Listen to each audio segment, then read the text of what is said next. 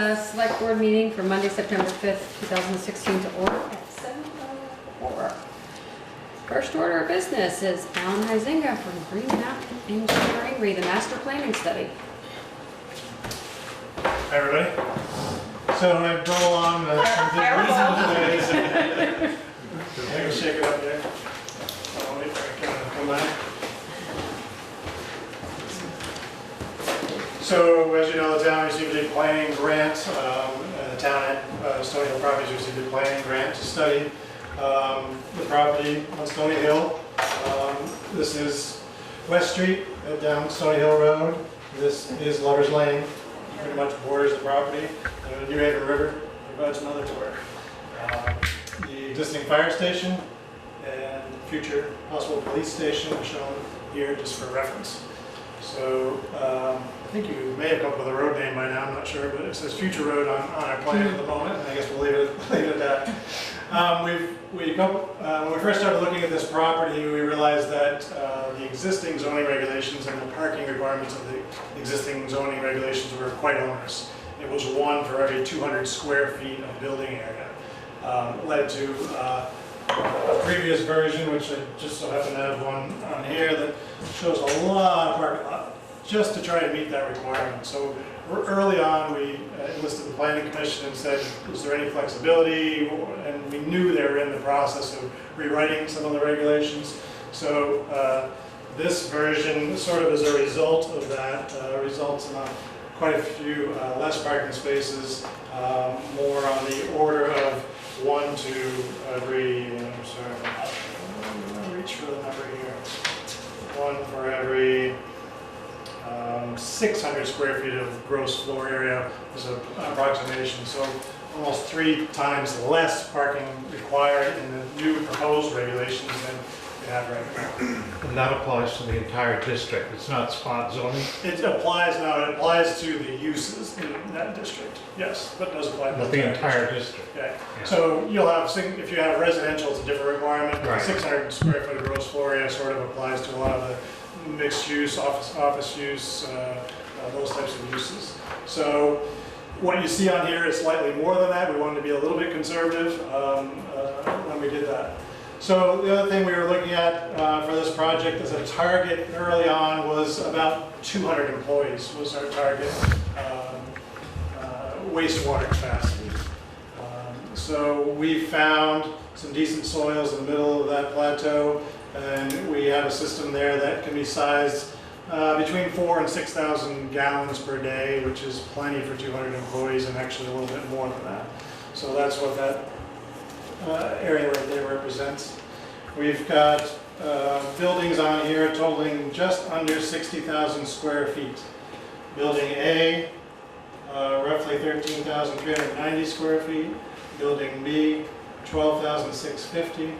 Building C, 9,450. Building D, 24,200.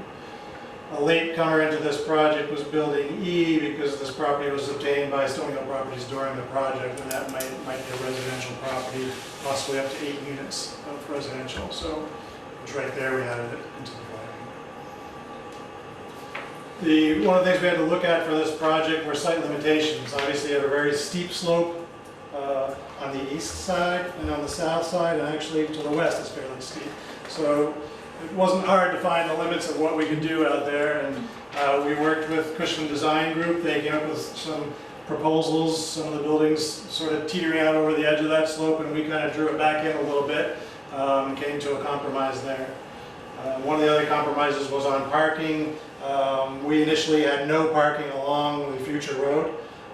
Cushman had proposed parking on both sides, as well as around the cul-de-sac. For safety reasons, we pulled back on that parking around the cul-de-sac, and we pulled back on the roadside parking in the area where we're going to have driveways going in and out. So we do show some parking. I know it's hard to see at this scale, but we do show some parking along this future road in this area on both sides, and one side of the road in this area. Trying to come up with a reasonable best use of this property, working with the zoning regulations and site constraints. One of the other issues that's out there to be addressed yet is archaeological and historic sites. We did meet with the state historic preservation officer, Scott Dillon. He walked the property and he did determine that this area is significant and would like further study of that before a project is constructed. Doesn't stop a project, may add some delay, but and some additional costs for that study, but that's just one of the hurdles of doing Act 250 projects under law. I talked about wastewater design. This would be a large septic system here. Most of the buildings would pump to that location, if not all the buildings. Stormwater, we're bringing the water back away from this steep, sensitive slope and treating stormwater in what's sort of an old gravel pit in this area. Some of you know there's a 20-year lease that's coming due in 2019 with AOT for this property here for gravel extraction. So there's nothing going on there at this point. We have developable area down on the lower flat as well as this corner in here. And even this could be developed with some regrading, but that's not really addressed with this study.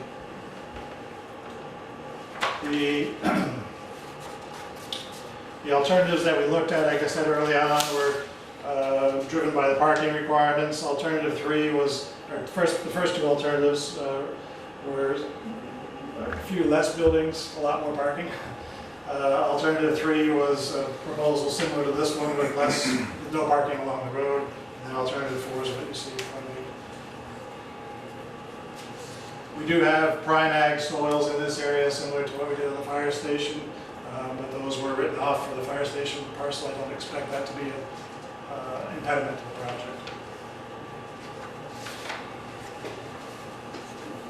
And we had some endangered species that, along with the archaeological, that we still have to address. Yeah, when you go on the state website, there was a pinpointed location down along Lover's Lane of an endangered species. We haven't looked into see what that actually is yet, but it's something that we still need to define. Usually someone spotted something, they put a big circle around it and say you need to look at it a little closer. It could be a snake, it could be a bat, it could be, we're not sure at this time. That's something that we need to look into a little bit further. Site access for the property obviously is from West Street. We're proposing sidewalks within the development to tie everything together into the West Street sidewalk system so that there's access to the village. It's envisioned that there would be an actor stop in here at some point when there was enough activity for that to happen, and that could easily be accommodated here at the turnaround. That was the thought regarding actor. And pedestrian access.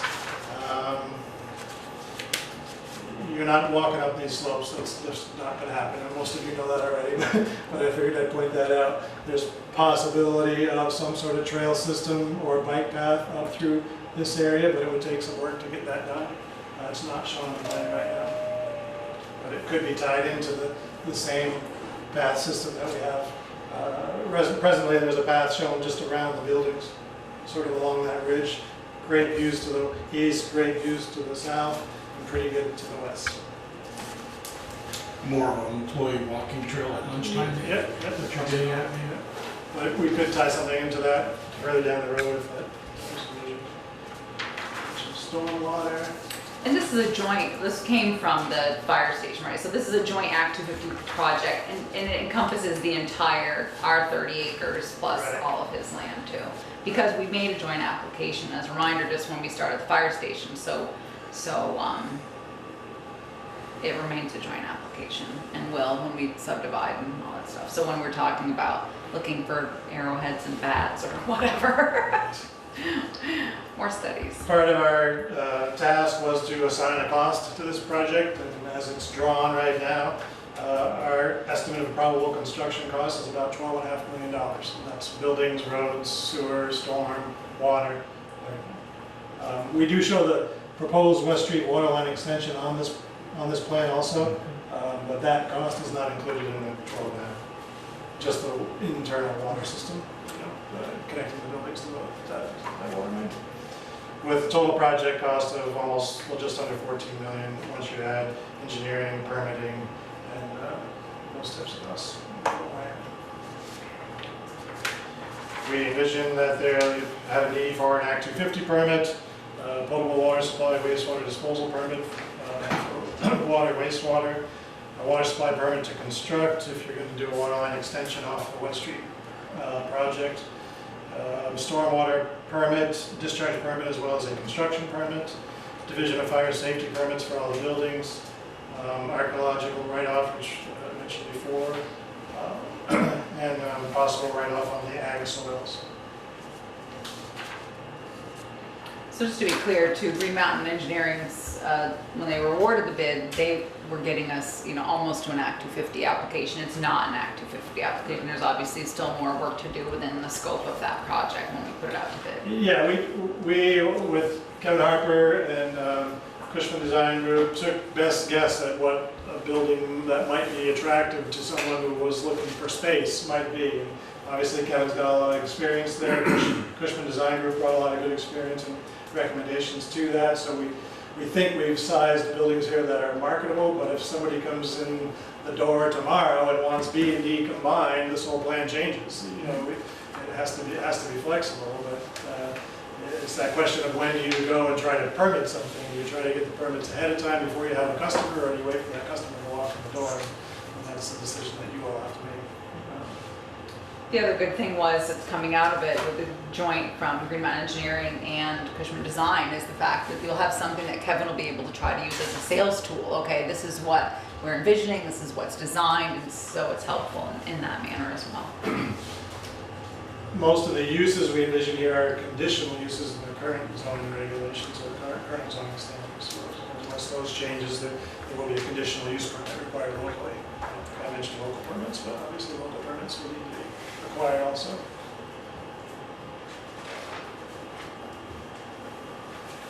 Don, you talked about the stormwater up here. Yeah. That's not going to be gravity fed, is it? No. Well, no. This will all drain that. Drain that way? Okay. But yes, this is supposed to be gravity fed. We do show some catch basins in each of the parking lots, leaving some. There'll be some piping underground to get it there. Alan, is that road to the standards, if it wanted to be calculable as a village street, it's wide enough? Yeah. Fire truck and Yeah, we use- municipal services can turn around in that turnaround? Yeah, we use design vehicles, WB-40 semi-trailer, as well as a town Bristol fire engine to design that pattern. So we know it'll work. And that's why we didn't really want the parking spaces around the outside of that circle. It just seemed like a lot of conflict if you're trying to get in there with something bigger. And then point out that building A, building B, building D are all designed to have loading docks. So there's loading dock access for each one of those buildings. There's a lot of talk about what could come in here, but again, until you have the customer, whether it's you sit out on the end of this, and most of you probably did when you were kids. This is a gorgeous view out here, and a great place for some sort of entertainment, breweries, and things like that. Can fit in there pretty nicely. The stormwater design is separate from the design for the West Street stormwater project? Yeah. Yeah, the West Street Stormwater project is really just upgrading some of the Right. crossings along with the water line. But this is separate from that? Totally separate, yeah. Not tied together. From the stormwater retention, I'm asking the question, that's a stormwater detention pond there that you got. Yeah. Where does that eventually go? Well, it would have an emergency overflow, but most of it would infiltrate it, so you would, Oh, okay. yeah, just similar to the one that we designed It's for gonna be the fire a lot station. of water before it gets out of there. It's a lot of good gravel and sandy gravels there. The intent is for all of it to infiltrate into the ground through the bottom of the basin. And just like I think somebody called me from the fire station saying that the forebay had actually filled up and a little bit of water had gotten into the main basin at the fire station. That doesn't surprise me at all. The factors of safety that are involved with these designs of stormwater these days, and great soils that we have for infiltration capacity in Bristol, you probably won't see water in that for quite some time. And when that forebay eventually starts to seal up the bottom of it, then you'll get some water going into the main basin. And that's when you know you probably need to clean out the bottom of that forebay. That's what the sand is there for, to catch that sediment. Yeah. Not a lot of landscaping. There are trees shown, street trees shown around the perimeter of the road. And we're utilizing the natural buffer that exists out there. You know, you've got this ridge line on the west side that's fully treed, on the south fully treed, but actually standing there, you're looking almost over the trees in a lot of cases, especially to the east. Some limited clearing required along that top slope. In that area above, it's a developable region 2 and the property line, or the NF town of Bristol. Could that area, you said it's fairly steep, could that area support solar panels? Self-exposure? You'd have to clear it all. It's all woods right I now. think I met with a solar installer, and I think that the grade is way too much. There's a percentage of grade that they'll install on. And it's not like easy walking grade either. No, It's columns, big rocks. Yeah. Yeah. Maybe they could lay them right on the ground. Yeah, Yeah. It's like a roof. Yeah, construction adhesive right to the rock.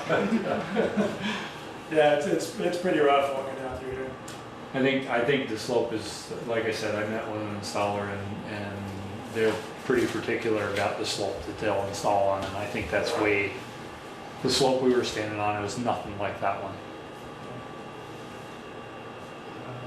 Yeah, it wouldn't be, can I say something? It might be nice to have a buffer there between the residential component that may well develop at the bottom there on Lover's Lane, between that and the more commercial use. I was just thinking, where you say building C is and almost over above the tree line, will people from down below be able to see that building? Probably not. No. The Yeah, bank it's- is so steep, I don't think it's gonna be out far enough. Mhm. There's a, if you haven't walked out there, at the very end, there's about an 8-foot. Rise. Yeah. Yeah. So sort of where the road is now, there's like a little rise right there. And then this is actually a little bit lower. We should go out, and if you want to put a group together and you take a walk, I'd be happy to facilitate that. It's a nice walk. I mean, that trail that we talk about going around the buildings is pretty much already there. Can you highlight the walking trail around the campus? So it's basically shown going around like this, all the way around that, and then back this way. And then it would tie back into the walks.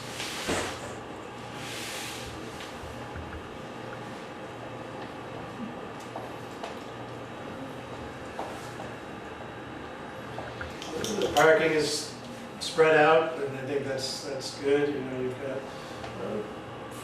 four lots down here, but you got a pretty big building right there, so it's pretty easy access.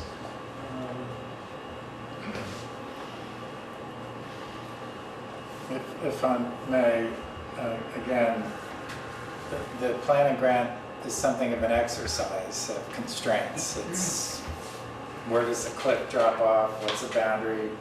What do you have to come back? Setbacks, stormwater, wastewater, and after that, this is something of a what if. You know, what could it take square foot wise? Because you could have put one big giant building in the middle of all that, I suppose.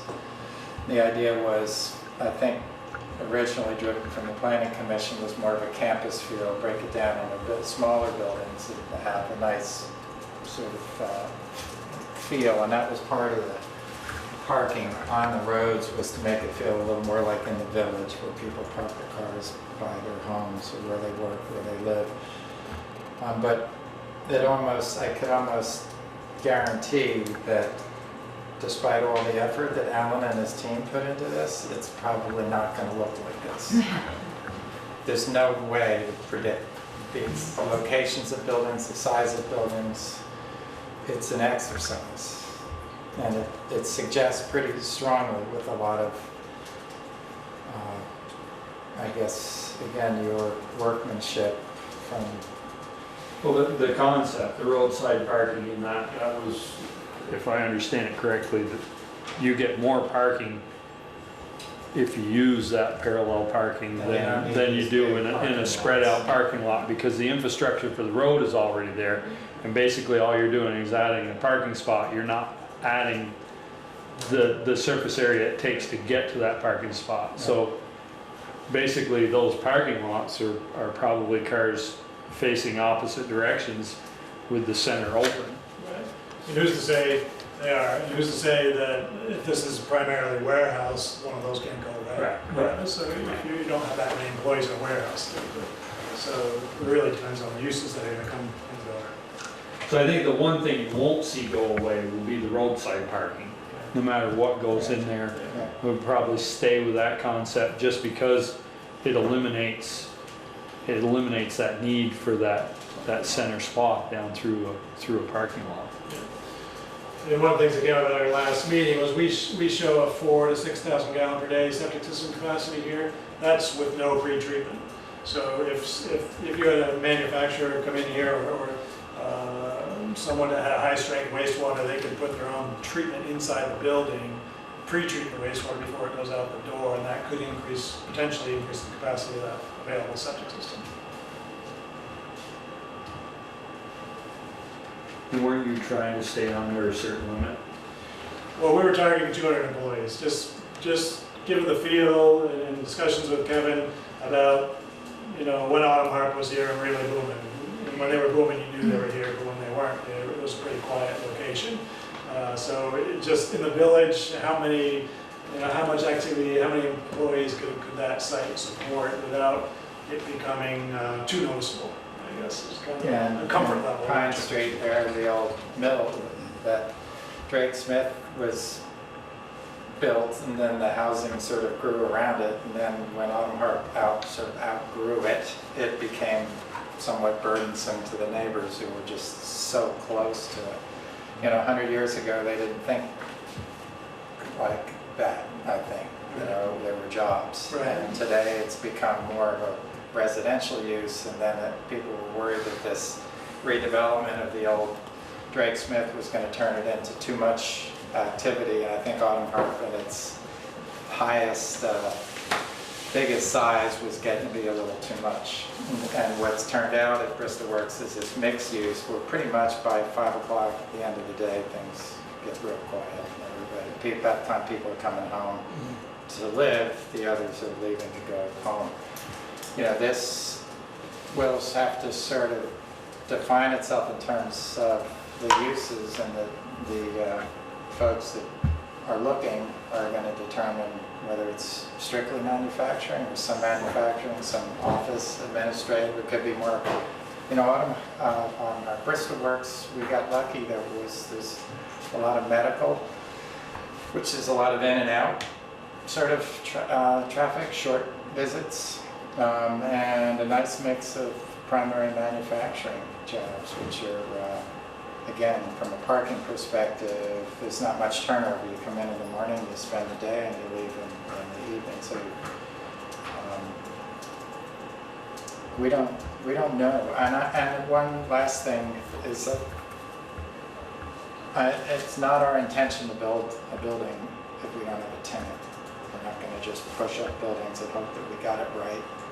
You put up a 10,000 square foot rectangle, and they're going to want an L-shaped 8,000 or 15,000, we're going to have gotten it wrong, or the ceilings aren't tall enough, or I don't need that much warehouse or something. So you can't just wing it, push them up and hope they will come. The only exception to that might be the residential, this preliminary idea of it's right next to the Nelsons, it's right on Main Street, there's a sidewalk there, it's a place to, which might be a nice little development. We're thinking row houses or something kind of charming and comfortable, and again, the views are beautiful. Could be a really nice spot. Would that be more like a single bedroom for I think it's shown as a two bedroom so unit. retirees or more? Yeah, either way. Or housing for children? Starter homes or ender homes, I would say. Either or both. And that sewage would still go down there, or they would have their own? Yeah, each building is being pumped basically, so we show the tanks and the force main coming right down through, tying into one large tank. We show, just to go off of that, we have 8 residential units in building E. We have covered parking and storage across the parking lot. So there's a few parking spaces in front, but there's some covered parking associated with that on this rendition. That could change. But just trying to sort of show what could be possible. So really, you're not really gonna be applying for an Act 250 permit until you figure out what you've got, what you need, because once you have the Act 250 permit, then you Right. gotta amend it. Right, I mean, so there's a lot of different points of view about how to Right. do that. You can do a single permit on the whole site plan, Mhm. but the risk is, as I said earlier, it's probably not gonna happen that Right. way. So then you gotta go back and get modifications, Right. and some would say that's way more expensive and onerous than taking it in steps. So you Mhm. could have, yes, you show this picture in terms of its capacity and its constraints, but you could do a phase of just say the residential component. Mhm. Right to the south of the residence there's a building. What building Right, is that? building A, building A. You know, that might be a nice building for, again, like an office building or medical building, near the street and visible, and maybe if we had an interest, if somebody was looking for 5,000 square feet of office on the first floor, and we could maybe build a 2-story unit there, that wouldn't take much to get this started. Again, that could be in a phase 1 or phase 2. We don't know yet, and again, the town's in on all of this, which we're excited about to be a part of that. So that, you know, maybe I'd like to think we could get something going this fall, winter, and in terms of permit process, and then maybe in the spring, summer, something could get started. See, Ann's gonna print this great article and they're gonna be beating down your door next Excellent. week. Okay. And our architect Milford Fishman has just got back from a couple of week vacation, but and he's going to re-render that final plan into something like this that's a little more suitable for the newspaper, which hopefully we'll have tomorrow. And that shows it as a phase 1, phase 2 possibly, and you can see the colors, I think, if that was one I remember from that. Yeah, I think one of his options was to Yeah. start with smaller buildings and expand. Right.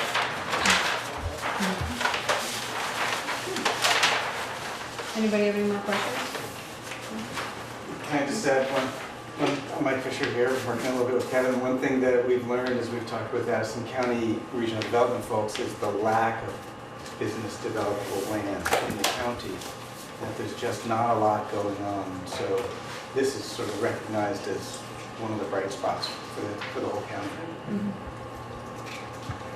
Kevin, building A or E, you said maybe single family or smaller homes, retirement homes. Would A kind of, because you can almost see that from the street, would that be more not just steel flat roofs, steel structure? No. Like ECM building that you can now redevelop? Milford, we've not sat down and actually put pen and paper, but he has some great ideas. And we're also, so we are talking about the residential component, is that right? Well, that and Yeah, building one A. behind really, it. Yeah, I think it's all visible from the street. It has to be something that is nice to look at. It's not about cheap. But then the trick is, so if it's super efficient and low maintenance and low energy costs to maintain, it's not going to be a $190,000 unit. It's trying to find something that people can afford, but that's built smart and looks attractive that people want to live in and be a part of. I can't wait till we have something to share. We just haven't. We have to get through this stage first. Yeah. Now, if building C, how would that become could maybe off the parking lot become a loading dock if a company wanted that? Or no, you put them somewhere else? Which one? Like number C is more of a standalone, Which ones? there's no just a single Yeah. sidewalk. You know, that.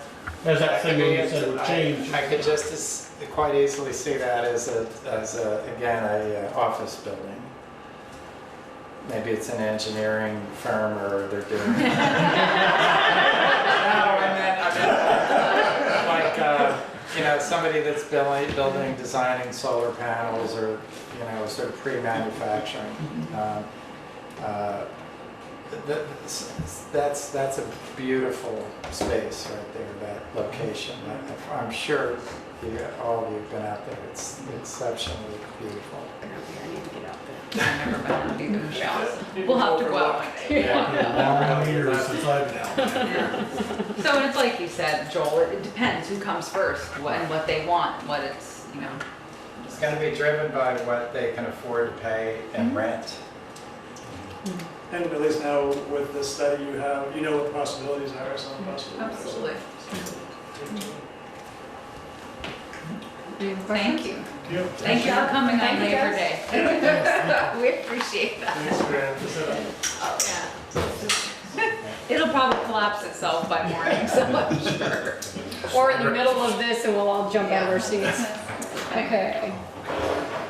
Next, public forum, opportunity for citizens who are not on the agenda to briefly share comments and concerns with the board.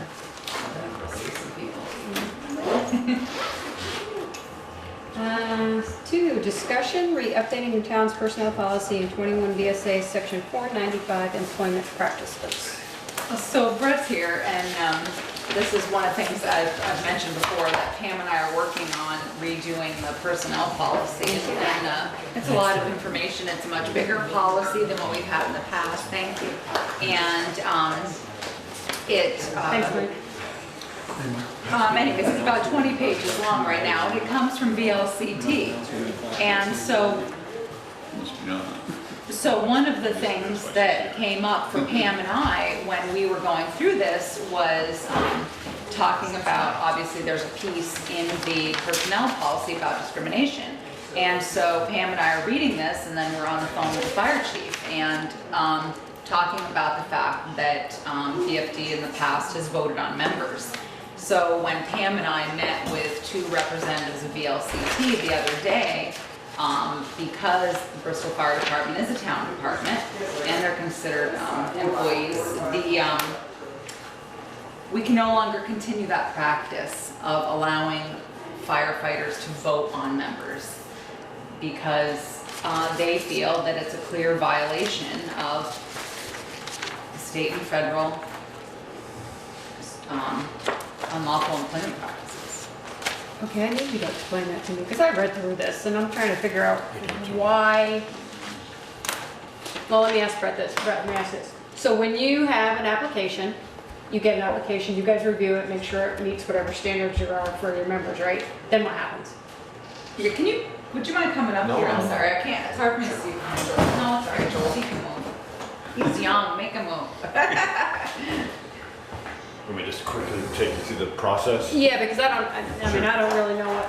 So the current process to admit someone into the Bristol Fire Department is obviously if someone expresses interest, we provide them with an application for membership, a recruitment and orientation packet that pretty much spells out all the expectations. Then when they complete the application, they submit it. We have an individual who checks the references. The criminal background checks are done, Vermont driver's license check is done. And once all that information checks out, then the individual is invited to the officers meeting, which is more of their formal interview, if you will. We lay it all out, these are all the expectations. They ask questions of us.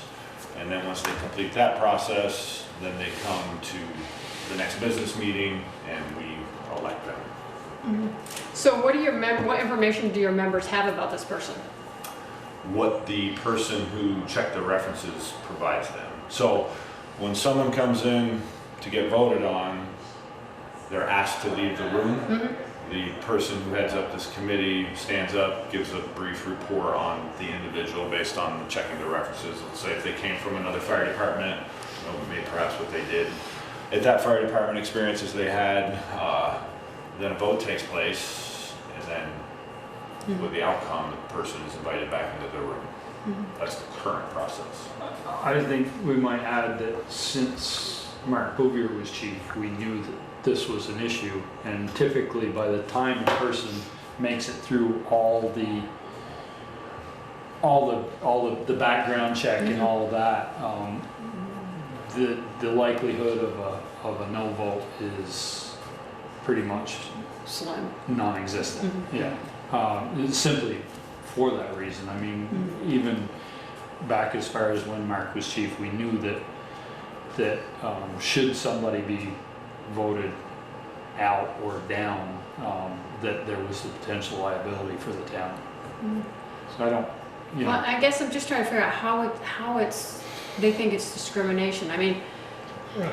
That's what I can't figure out. yeah, I'm trying to understand that because they have no information, personal information as to any of the stuff that's on here, I'm assuming, that they could say, I don't want them because they're either HIV positive, they're sexual orientation, or whatever. You know, they may have a personal opinion about them. I mean, to me, it's no different than us, like when you were interviewed saying, okay, I like Teresa, but I don't like this person, or she's better for the job because she has this, but she doesn't, or, you know, or my gut feeling just says you're the better person. I mean, I guess that's what I'm trying to understand is why they think that's a discrimination.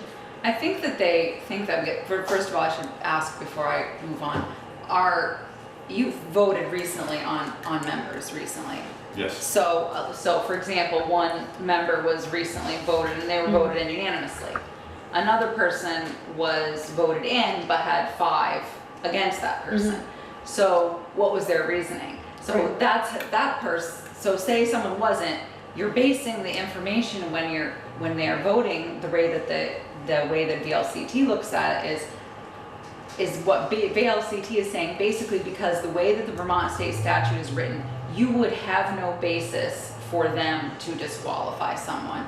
Because what is it? It's just their personal opinion. Do you see what I'm saying? They're saying that because if, say I applied and I was not let in, and probably a bad example because I'm a woman, obviously that would be a lawsuit, right? Because you're female.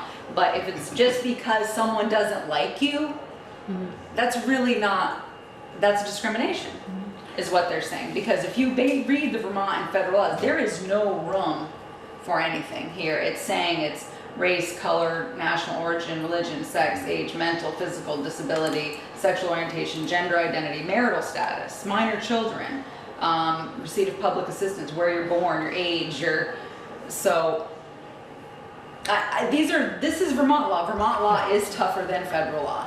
I was under the impression that when we moved to appoint the chief and assistant chief, and we brought everything in line with the personnel policy, that the select board would be handling the so-called hiring of new prospective firefighters. Then that's fine. We can move forward with that when we do that part of the personnel I mean, policy. that's the way, is that the way you understood it, Brett, when we were talking about it? Or? My only recollection is several months ago when I was here going over policies, I asked this very question. Right. Because I was You just did looking ask. for clarification, because Yeah. I just wanted to make sure whatever it is we were doing, whether it was our current practice or a different practice, are we doing it correctly? And I never got an answer. Right. Right. And then as you guys are working on the town's policies, this has come back to the surface, which is why I'm. Which I think is right. I think Peaker's right and it makes sense. But you're right. We never did talk about as far as got an answer. But I think Peaker is completely correct. That's the way you do it in every other department. I'm just starting to screen part-time positions for the police department. So again, the select board will make that. I mean, the administrator has no ability to hire or fire. That's the select board's decision. But whether or not you are, it's really about whether or not. Well, it may have been an assumption on my part, and I apologize to the rest of the board for that, but I was under the assumption that we were gonna bring everything in line with the personnel policy. Our hiring procedure was gonna be the same for all departments. And that's the way I understood it, that conversation to go the night that we had it. I agree with that. That's the way I remembered it as well. Okay. So, I mean, I was, So when Brett goes to draft that peaker, when he goes, he's working on his, he'll take that piece out, they just will no longer vote. They can give their personal opinion to an officer, it just So won't be done in a. I guess that's how, your process may not change other than the fact that your members are not gonna have a vote. Right. So, You're gonna vet these guys and then those members' guys. names will come Yeah. here. Or gals. Guys or gals. unfortunately or fortunately, you know, like so many things, you know, yes, we were part of the municipality, but, you know, we're slowly getting up to speed with the rest of the departments in the town, and, you know, we took it upon ourselves years ago to start doing, you know, checking licenses, and doing criminal background checks. You know, you read everything in the media, and just to protect ourselves, protect the town, you know, you certainly want to have a, I don't know what a good example is, I want to keep my mouth shut here. you just don't wanna have a lawsuit. Exactly. And so I think we've been doing it correctly.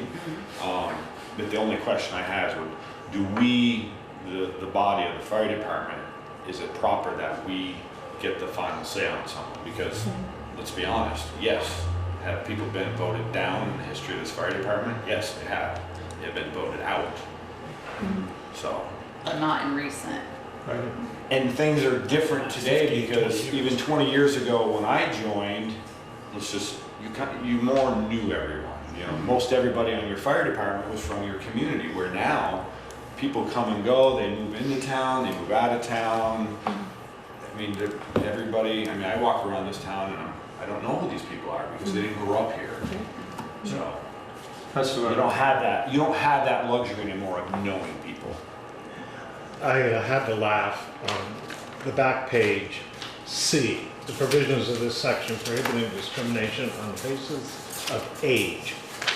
And I laughed because in 1980, I wanted to become a member of the Bristol Fire Department. But I turned 34 in January of 1980. And evidently, you did not want to invest anything in somebody who was at the advanced age of 30. You're absolutely correct, Ted. And it was one of these things, oh, we'd really love to have you join us, but you're 34. So I just went back out the door and didn't pursue it. Is that policy? Huh? I don't remember your name coming In up. 1980? Yeah. You can remember that far back? Sure. 26 years? Yeah. Oh, yeah. Okay, good. Good. I can't, I'm not that But old. you're at, yeah, because it was between 21 and 35 when I joined. You're in Back when the state. town, Yeah. when the fire department had a legitimate waiting list. Right. Because the key was you had to have your name placed on the waiting list before your 35th birthday.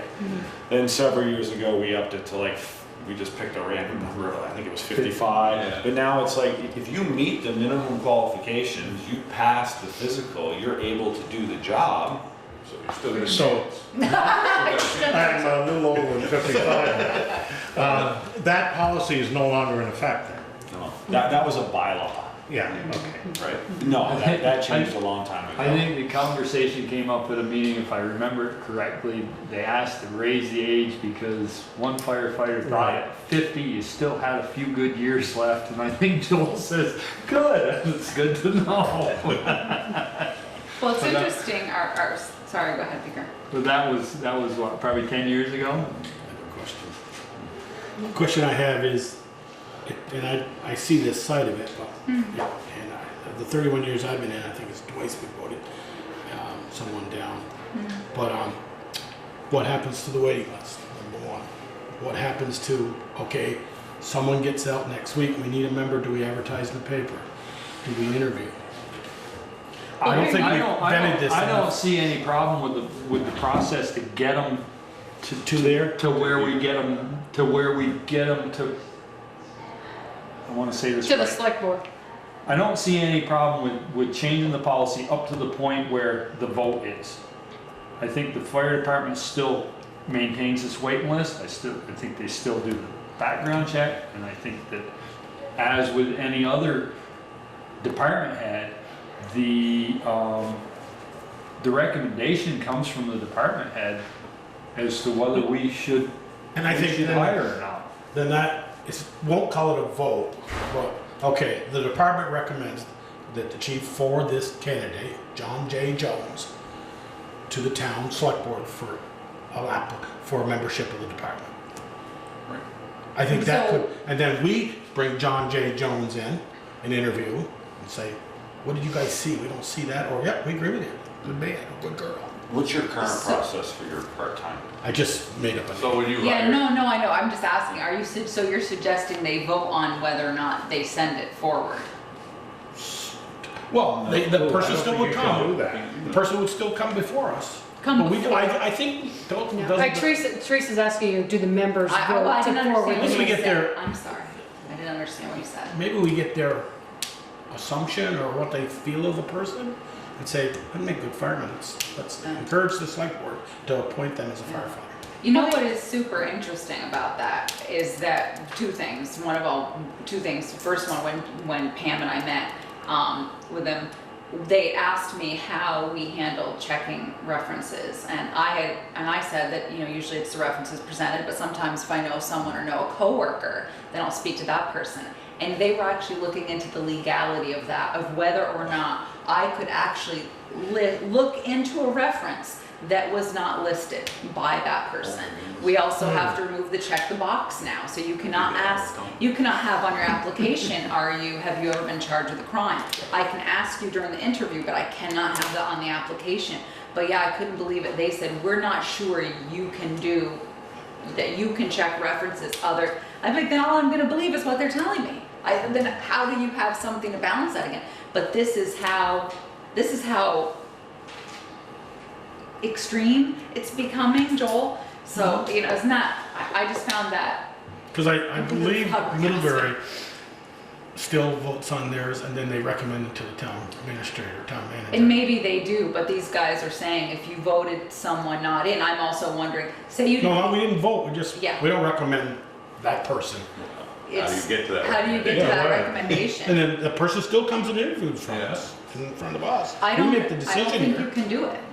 I mean, I- because, yeah. I don't think that's a good process. I think we have to have confidence, like we do in our other department heads, that they've done due diligence in the background check. Yeah. And- I'll give you that one, Peter, but Yeah. at least I think the person should come, as Well, they do right now, Let me ask, come for the okay, meal. so whoever the last person you hired for the road department, they came and sat before the board and interviewed? No. No. They came, Okay. they sat They had a with the committee. department head, myself, and one other Okay. representative, and then we make the recommendation to the board. Okay, so this should be done the same way. Is that individual should not come and interview with the entire board. It should be consistent all the way through with every department. So you're saying. They interview with the department head, which is our chief, Yeah. Maybe if and they interview with all the officers. Right. They're all at the table. But if, for consistency's sake, you bring Teresa in on that and maybe, one of the two select boards that are not firefighters, then as long as it's consistent, that's the important thing that I see it, that, whether it's, road, fire, police, whatever it is, it's got to be the same process. And he's right, that's the way we do it now. It's always the town administrator, the department head, and one member of that department. That's the way we've done it. For highway, rec, that way it's, so you're doing that now except without me. which- I don't think it changes anything that you're doing now. I think it just adds Therese to that process when So you have that. when you get, so you're saying when you get to that, what I call I call it a three-step interview process we have. So when you get to the third step, which is the individual comes before the officers for that formal sit down, we ask questions, they ask questions of us. That's when Teresa. That's what I'm thinking. Teresa would With be. the I guess That's what I do, yeah. I would like the process, the very first process be, I get it, about not a recommendation, not a vote, not any of that from the membership. If they come to the meal, they come, None of that changes, Joel. but I want that I left first. that step out. You make a very, very good point. And then wait a minute, let me just elaborate. So when that person comes, and then and then if I have a concern, or you do, or Peter, or anybody in the department, they can say, you know, I know you haven't done the interviews yet, but they could just let their department head or their supervisor, what we have, we don't call them supervisors, you know, like Jared's company officer, Yeah. say, I'm not comfortable with that person. Or this is my concern. This is my Whatever concern. the This is concern my I mean, you concern. may know something personally about them that. Yeah. And then it's not a vote of mine. Right. I just, and Yeah. then when you guys meet as your officers that come and say, boy, I've heard a lot of flack. I've heard a lot of good things. Yeah. Do you have Jen's over here mouthing probationary period? Do you have a probationary period? We do. 12 months. Yeah, just like ours, then, yeah. So, you're right, so I mean, I found the whole, you know, it's interesting, Joel, because at first I was thinking the same thing. Well, okay, they could have a meal and then they could kind of chat about it, but now the guys, they're telling me, well, we're gonna talk to the lawyer to see if you can even be checking off references. I'm like, what geez? Well, How do you get a good clue? I mean, I so don't they're know. I coming from couldn't some believe it. organization, they've got 3 buddies, they're drinking buddies, or whatever the case may be, then they put them down in references, and you You're can't not gonna ask find- anybody else? Yeah, I know, isn't that crazy? The The only time you're gonna find an employer say something about an employee if it's good. And we're, Well, They're not gonna say anything bad. If you- They will, There are but you have to ask the right buzzwords. Oh, yeah. questions. but if you come here, if you call here, we're gonna tell you the dates that they were hired, when they left, and how long they worked here. I'm not telling you anything. I can't. If you're asked the right question, you could say yes or no, but you can't give details. Right, exactly. So, but it's. Would so you it's rehire very- them again? Yes or no? Yeah. Is that all you can Have you ask? had issues with them? Yeah, it's very hard Yes, to, it is. because Yep. again, they, you know, there's that issue of someone, and they were also concerned about the fact that if you had a member, say, okay, just you say I got voted in, but I squeaked by, whatever, you know, like does that person have the right to go back, even though they got in, there's all these people that said no, so does that, I mean, anybody can sue, they just need a filing fee, and it depends on the judge what's gonna happen. And that's kind of the way it is now. Well, I think the process that we have Yeah, it's good. is good, and it just comes as a recommendation, that third step comes as a recommendation from the fire chief and the administrator that we hire this person. That's why- I don't think we change anything else. So the part- well, I was- You no, just no, I remove the interrupted you. vote. So the part I left out was before maybe they've already filled out the application, but we don't ever take someone in as soon as we have their application in hand. We invite them to our monthly dinner, which precedes the meeting. So we ask them, you know, come have dinner. They're there for our accompanying equipment inspections, just meet some of the people, interact, get, you know, maybe they know them, oh yeah, I remember you, I used to work with you or whatever, but then they stay for the meeting so they can kind of see the process. And at that time, I always take the opportunity to ask the individual, you know, I brief them ahead of time, you know, if you feel comfortable, you know, would you mind standing up and saying a few words about yourself? Because, you know, quite frankly, some people come into a group full of people, strangers, and they don't feel comfortable doing that. But typically it's not a problem. They stand up, their name, this is where I came from, I'd like to join your organization. So, and then at the conclusion of the meeting, they go home, and then the rest of that process begins. So for Chief LaRose, he has a meeting this Wednesday where he's going to be informing the members that this is a change, and you know, it's hard because it's something that you've been in, obviously, Joel, many years, and now it's a change, and it's one of many that you've seen recently. But he's going to let the members know that the outcome of this conversation. It doesn't mean their thoughts, concerns are negated. No, It just absolutely means not. the process is different, where if they They have a don't- concern, they right. have to take it to the They don't officer. check yes or no Right. on that. Right, that's all I Right. care They about. I just- want, if they have huge concern, and 2/3 of the group goes to him and says, you know, I served with It's like anything else this now. lady or You this always guy. Right. encourage your people Don't encourage it. to come forward, you know, if they have questions, comments, or concerns, and, you know, bring them to their supervisor. Yeah. So they can get. And it is a hiring process. If you go to get hired, I mean, we interviewed 3 people for your position. We interviewed At 3 least. people for Jen's position. And not all 3 people got the job. Only one person got the job. So it doesn't mean that, you know, if there's legitimate concerns, it doesn't mean that we're gonna offer the job. And maybe it means too that someone is more apt to come to you if it really means something to them. Where before it was easy, if you were there, it was a ballot and you checked a box. Now it means someone's really has to be invested with their concern, or hopefully it's not just concerns. Hopefully if it's positive information that they bring it to you as well. Well, since Brett's here, do you mind? I want to just real briefly, if it's okay with the select board, Brett did me a huge favor. We were looking at the electric bill at the old station, trying to figure out what's going on. So Brett went over and shut off the electric hot water heater. Oh. So I didn't realize that. So I'm wondering if it's okay with the board if after the 18th is your training, if I just shut that building down. I'm assuming Champlain Valley, someone will drain the pipes for me and shut off the water and just.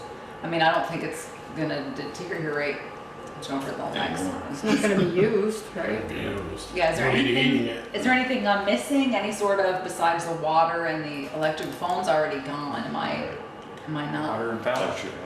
That's it. Maybe the sprinkler That'll be system. drained down all the way back. Well, the alarm Drained system. down all the way back to the curb stop. Right, that's, would need to be. Yeah, Because I doesn't can- that line trees? Yes, Yeah, I can get that done, Send me so. anytime to have. And is there, Ever since the big dig. yeah, and the I knew the water answer to that question. goes upstairs as well, so, but Champlain Valley Plumbing. They should. No, there's no water No going water upstairs anymore. No, there's no more water going upstairs, You know, okay. cut that off and we put the little annex in. Okay, all right, awesome. All right, and then Brett, was there any, did you have anything else that you needed out of that building, or is that's the last day, you're good with that? Yeah, All right, I didn't want to close it down if you thought you were gonna have You don't potential You training. don't need water for that training. actually, they do need water, Yeah. electricity. They asked the other day, Well, because they electricity, were, yeah. for bathroom facilities, Oh. instead They're of gonna need renting the a porta bathrooms, potty, yeah. they were wondering if they could utilize it. Yeah, that's fine, I might shut it down after, I just want to make sure if you had any, do you have peaker for the state level, or you guys have anything else going on you need it for? All right, I hate to turn someone away if we close it down. I'd close it down as October 1. Yeah. So they need it for September 18th. Yeah, I'll get on their schedule. All right, I just wanted to make sure with Brett when he was here. That's all right. Any other discussion about that? Are we good? Okay. So this is a proposed change in your personnel policies, how you bringing someone in, or this is current process? This is our current That's the current process. Current hiring process. For all departments. Whether you're full-time or part-time? Okay. It's whether it's the hub or whether it's the. If I may just have a few more seconds of your time, I just, I happen to be fortunate enough, privileged enough to be sitting in this chair right now. I don't mean this chair, I mean, as the fire chief. And, certainly with the new fire station and, the new operating budget the town of Bristol has, and, the town bringing the fire department, a town department, more into line with other departments in the town. It's had its ups and its downs. I would like to think, for the most part, people are accepting the changes. It's not always easy. Sometimes it takes time, but I just wanted to acknowledge your folks' work on all this, and of course acknowledge the fire department members who are the ones who are having to, feel these changes. Yeah. Because we've had processes in place for a lot of years, and they worked well for us. But I just thought it was worthwhile to acknowledge that for those who may be listening or read the meeting minutes. That I know it's not easy, but I truly appreciate the work you folks are doing and the patience the firefighters have displayed through these last few years, because it's definitely been change. Well, we appreciate your patience with us because there's certain things that you had the liberty of doing that you no longer have, and it works both ways. So, we appreciate that as well. There's some things that probably test our patience now and then, but we'll work through them and it'll all be good. Thank you for your time. Thanks, Brett. Discussion and request to contract with Municipay to allow the Recreation Department to accept credit cards. We have a memo, but Jen can answer any questions about this. Jen wants to do it. Well, Here she so does. Darla has been talking about this for a while with myself, and she finally got the opportunity to get some research done. And because they're going to be trying to, I think, pre-sell some of these calendars for the acoustics fund, she thought that having the option of paying with a credit card would be a great way for people to be able to purchase this online. And so she did some research. She compared, I think, 4 different companies, a couple of which I recommended to her that I had heard from other municipalities that they had used. And she had found 2 of her own, and Municipay, which was one of the ones that many other municipalities use, seemed to be the best option. And it sounds like the plan is going to be to use this for a trial period to sell these calendars to see kind of how it works and what's going to be, how it's all going to come through this office and the backup and what kind of work it's going to entail, and hopefully be a smooth transition for her to use for her programming. So is this gonna be like a credit card, like if No. you guys are using it here, you Online- swipe it, it's online only? To Okay. start. And the charge is all to the other person It's all using to it, the it's other none person. to the town? Yep. And they only, Municipay is only for municipalities, I'm taking it, the way I I'm reading believe this. so, yes. We looked at them before about talking a few years ago about it and about rec and even maybe, Jen will see how it goes. She may be able to eventually offer it to people who want to pay their water bill online or even taxes, but a lot of people don't want to pay, I'm sure, the Percentage. fee up front for it. But one of the things at the time was they just didn't really have much, the market was good for people who wanted to do water bills, sewer bills, or recreation, but they didn't really have much saturation for property taxes. But we'll see how it goes, and maybe, because we have had people ask before if they could pay their water bill online with a credit So card. wasn't the issue, if I remember right before, that we were gonna be charged? Right. It was gonna cost us, Something like it was 3 or gonna cost 5%. us a percentage of your taxes or whatever, so we were gonna lose money. And I think the one thing that if we go forward with this, is it needs to be made perfectly clear that you're paying this fee. That, Right. That if the program or your water bill is X dollars, you're paying Paying this fee. The minimum of $3 or whatever Right. it is. And I think yeah. Darla said it was like, she said the tipping scale for the percentage was like 200 something dollars. So she said typically for the calendar or for the recreation classes, it's gonna be a $3 fee because that's the higher percentage. Once you hit the 200, I mean, unless you're signing up for 4 rec classes that tip you over the $200 scale, I mean, then you're gonna be paying the 2.6586 percentage. So, but paying it, it's only gonna be online, but only these 4 credit cards. Right, Like I couldn't pay join direct, buy a calendar and use my ATM online. Well, it's a I think that's MasterCard, supported it's with a MasterCard or Yeah, so a it's Visa card, a so debit okay. or credit card. Yeah, if it's a debit card, you can, because Okay. it would be a MasterCard. MasterCard or a Visa As long card, as okay. it's supported by those. Yes. Are we under contract if we agree to do this? No contract, you can, How can we terminate it if they decide that the town pays as well as the borough? we can terminate immediately, no fee Okay, to set up and no fee to terminate. okay. I mean, they better not start charging us without giving us some kind of notification. And they do other municipalities, Yeah. other municipalities recommend them, so. I don't see any downside to doing it. No, if they pay the convenience fee. It was really just an accounting matter, figuring out where the money was gonna come in, how were the charges gonna be correlated to the deposit. It was really an Well, that's what I was accounting gonna Yeah. ask, is she gonna be able to check online? Or So you gonna the- be checking online? make Peter sure- and I had a long discussion about this, and so it's gonna be him and I that are gonna have the access to, the online, accounting Account. feature through them, which will hopefully let us print and say, Joel and Michelle and Ted and Peter and Peter purchased a calendar on, Right. September 5th, so that when we see a deposit come into our account, we can say, all right, Okay, it's that's the 25 bucks right one. each, and there's $125, and we can match it up. And Right. so it's just gonna be a little bit of trial and error to start to figure out Yeah. what we're going to get and how we're gonna get it, but I think that it's a good thing to offer. She did say that, obviously assuming it did go well, I think she said she can purchase like the credit card piece that clips into like the tablet or whatever, Right, and like it's the like an square. $85, but she said, fee. She said she didn't wanna do that to start. Yeah, She just wanted to offer it online and allow people to just pay online, see how that went, and then we could revisit.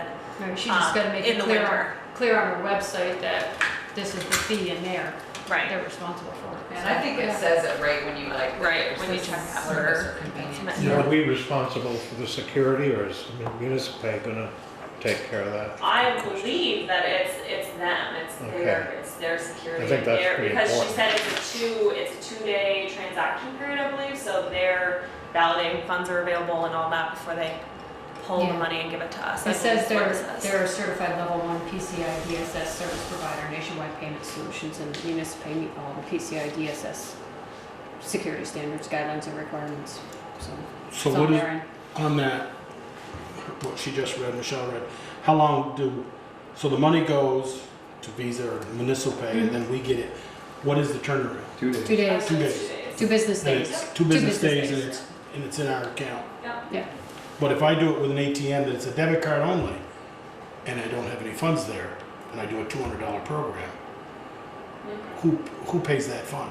Who, Well, I assume that within 2 days, either if you don't have overdraft protection, that it's going to bounce back and we're not gonna get the money and it's gonna cancel the transaction. Probably gonna decline your card. Right. I was gonna Or- say, it's probably gonna Right, cancel it right away. And that's a question that Jen could have Darla. right. Sorry. Go ahead, Ted. So until the funds are in our coffers, they don't get the product. Correct, right, that's right. right. Yes, yes. And that's gonna be the trial and error Right, trying to figuring keep out that Darla says 6 people signed up, but we only have money for 5. What are we missing and what kind of Right. information can we get through who's paid and who hasn't? So Right, it'll be a little bit of work to start, but I Cross-checking. think it'll be a good, yeah, the it'll be cross-checking. a good offering specifically for the rec department. We need a motion. I think you should make a Yeah. motion to authorize the treasurer's office to enter into the agreement with them, just so it's something, she has something for the What auditors. she said. Motion to authorize the treasurer's office to enter into an agreement with municipal. Somebody want a second? Second. I did. Any more discussion? All those in favor? Aye. Any opposed? Okay. Tell Darla she's got it, or you got it. Yeah, I think that'll Okay. make life a lot easier. Motion to authorize the town administrator to sign mortgage discharges for Sensation and Rockydale Gardens. I assume that has to be with regard Our to revolving loan the fund, yeah. revolving fund. Those are paid off. Somebody want a second? You gotta, yeah, I'll second. You Second. gotta wait for Jen. Sorry. Joel and Joel. Ted. I mean Joel and Peeker. Sorry. Sorry. Doesn't not- matter. Good night, Brett. Good night, Brett. Night, Brett. Thank you, Brett. Any discussion? All those in favor? Aye. Any opposed? Okay. Designation of town administrator to be voting delegate at VLCT 2016 annual business meeting. So moved. Second. Any discussion? All those in favor? Aye. Any opposed? Just gotta sign over here. Motion carried. Only oppose it if you wanna do it. Yeah. Okay. Okay, discussion motion to amend cash receipts and return check policy. Believe this is on you, Jen, huh? It is. But I don't have any questions. Yeah, what's the difference between these two? I couldn't really Okay, primarily. so there were just a few differences. The first difference was, the authorized personnel to receive funds. I think Teresa had updated it at one point, and then in recent, since I've been on maternity leave, Eric had been out front accepting funds, so we added the zoning administrator to that, and the hub usually on a yearly basis, and obviously more recently has been doing sales of products, and they were in there to be accepting funds, so I added the hub director in as well as the zoning administrator to be able to accept funds on behalf of the town. Another change was the procedure for handling uncashed checks. It used to be that the National Bank would kind of give us the notification and we'd have the opportunity to redeposit the check a second time. And they don't do that now, they just send it back and they charge you the $5 immediately. So we've gone to immediately contacting the issuer of the check instead of trying to redeposit the check because we're having to eat the $5 if we do that. And the last change was an add to the policy, which was the sale of goods. The hub has been doing some fundraising, which they've done for a couple years now for the glow sticks. And now the acoustics committee is going to be selling these calendars, and Peter and Val and I and the treasurer's office had a lot of discussion about inventory and how do we know if you purchase 500 glow sticks or 100 calendars and you give me $300, how do I know what's left? How do I know what you sold them for? How do I know you didn't just say, here you go, Peter, just take one because, you know, you're a select board member? Like, I guess I just felt like, we felt like there were a lot of checks that weren't happening. We just wanted to be able at the end of the day to say, there's 15 glow sticks left, here's $900, we sold them for X a piece, and be able to Finish say- up the account. Exactly, and just make sure that everything was accounted for, I guess. So those were the 3 changes, I guess, that were made to the policy. Do you have a copy they can sign, or Yes, can I I just do. give them one? Anybody have any questions? Yes, I make one, sorry. Okay, somebody want to make a motion? Second, and then just a question follow up for Jen. So you said something, let's take the glow sticks. You'd get the initial bill for 1,000 glow sticks, maybe for $3,000. Yep.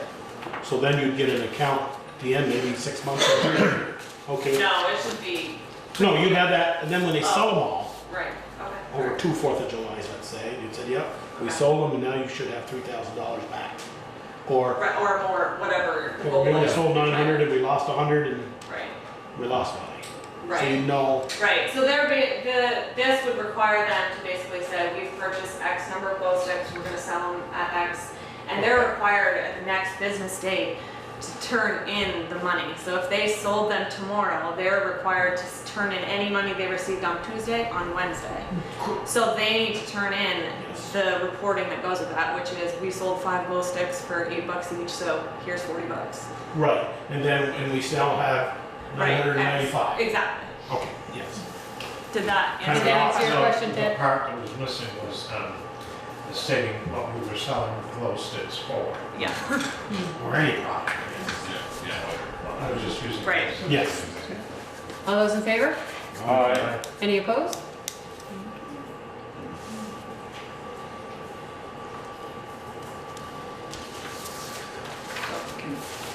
Joel's passing around. Do you want my pen? Sure. Not that matters.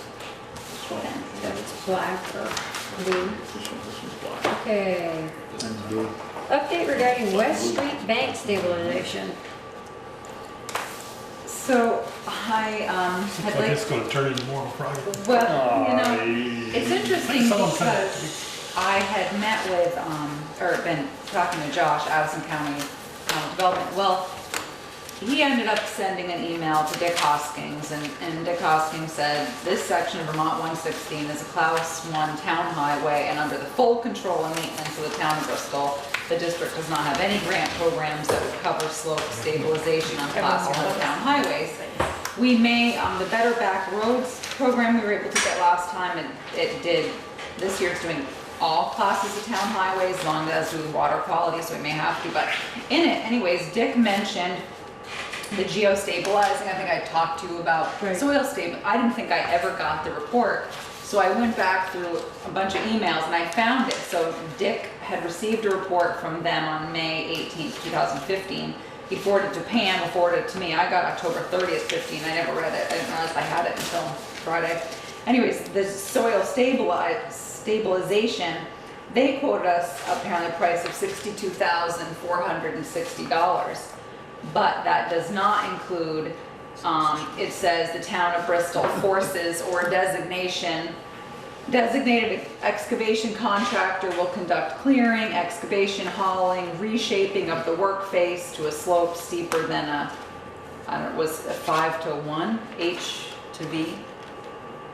Height to depth. 5 vertical. Yeah, that's it, 5 horizontal, 1 vertical. Uh-huh. Thank you. That's pretty general. Yeah, Yeah. you're never getting that there. I was gonna say on that We're note, moving 116 up to Well, West either that or would be moving the river. Moving the river. Really? Yeah, Moving the river. Yeah, and so they were, Along the I road? wondered what, so I was like, all right, well, Peter will help me with this, so let me know. So anyways, and they have the bench at the bottom of the excavation, so basically, we have to prepare everything. And then when they came in, we would still have to be making sure that, we provide yard space to unload the materials, we had, you know, utility locations, permits, easements, traffic, we have to do everything, and still, it's still a then $62,460, but we weren't sure when we looked at it if they would be a candidate, but, so that's not a slope you're gonna get on that bank.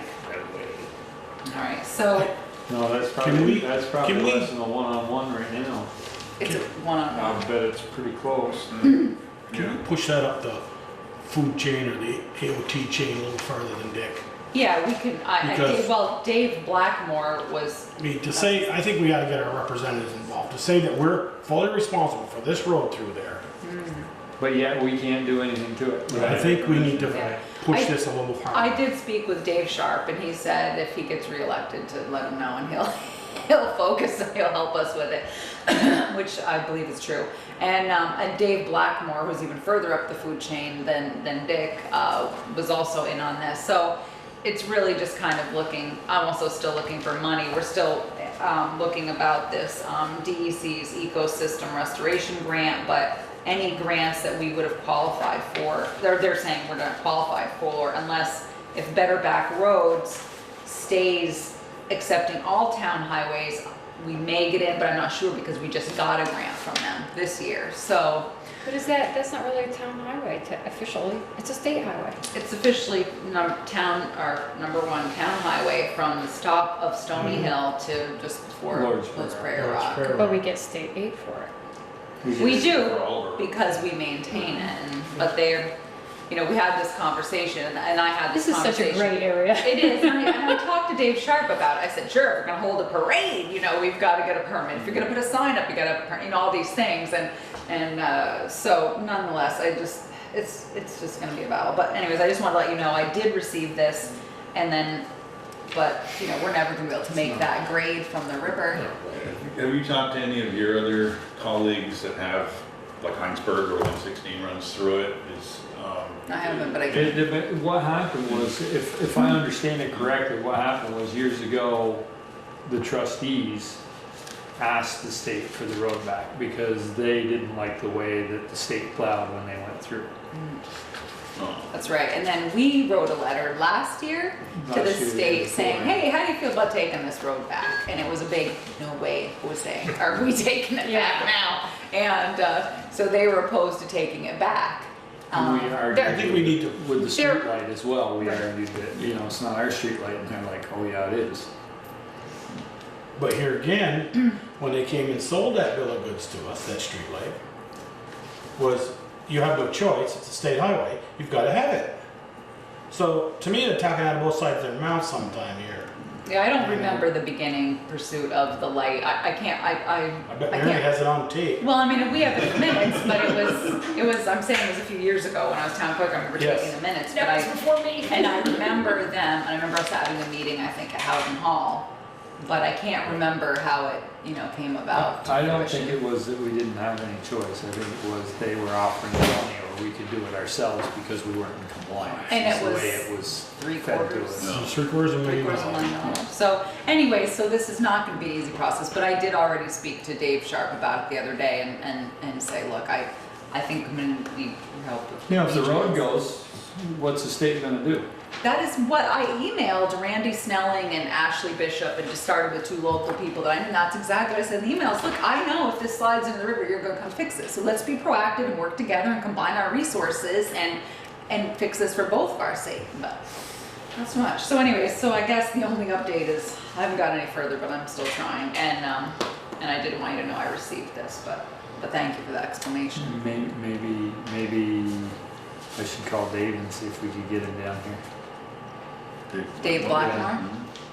I'm certainly willing to set something up. At and least, maybe and try at to least even- just talk with him. Okay, I can work with him and certainly reach out to him, maybe he would meet us over there and see it for himself, I mean, you know, look, He you know, knows, it's he not going to knows the that, drink he, tomorrow. he's, yeah. He's a decent guy. Yeah, oh, I'm sure he is, I mean, we had a nice letter back from telling us, no, we aren't taking it back over, but he was nice about it. But So I Dave do Blackmore. remember, it was mid-90s, when, and I know Dale Norton was the project manager for the state when they paved through here, and they put some new catch basins in, and they paved it all, remember, all the way to curb.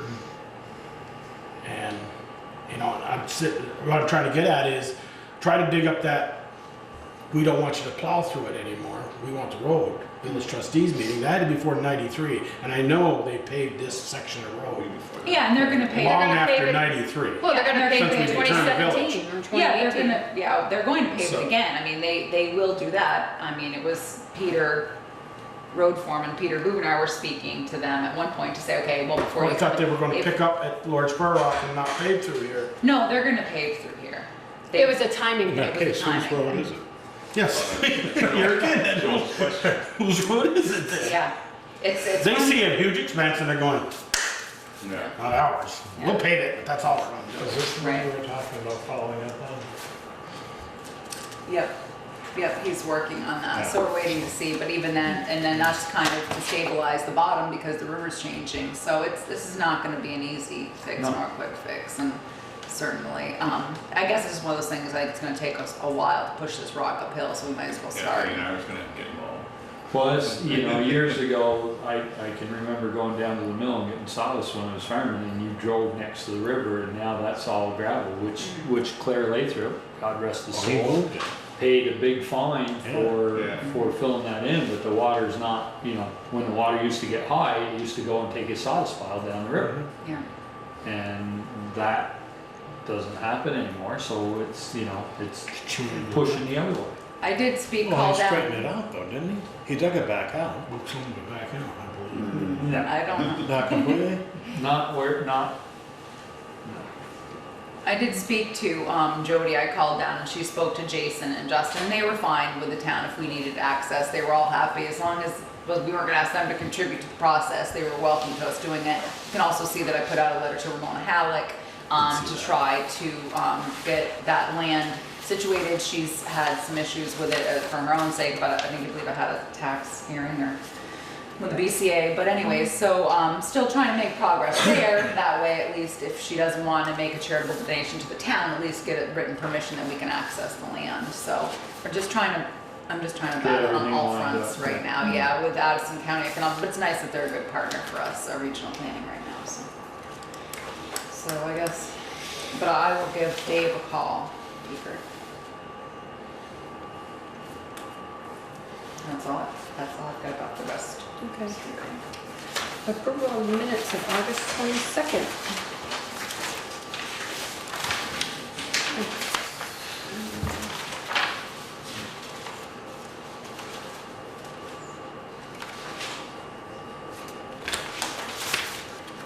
Okay, I have something, Jen, now let me see if I can find it.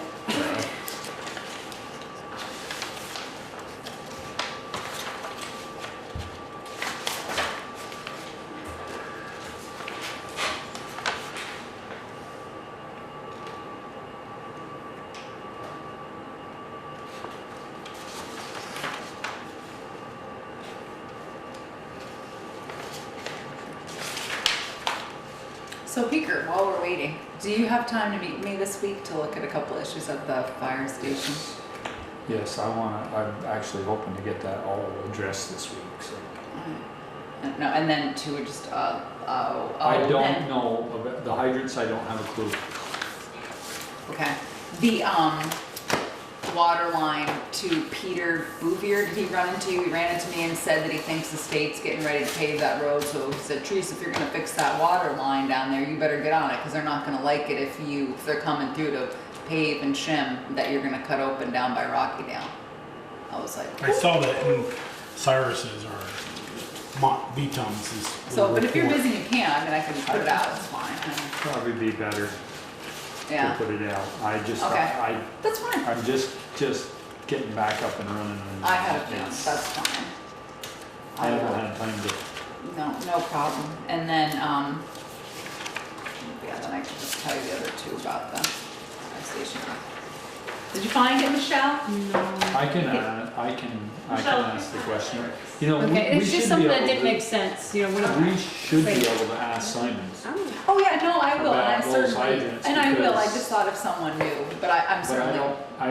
I don't have a clue. I feel like it's those two. I know that, for some reason, I have three stuck in my head. I have the number three that there's three hydrants that are not, that That need to don't be drain. pumped and that don't drain.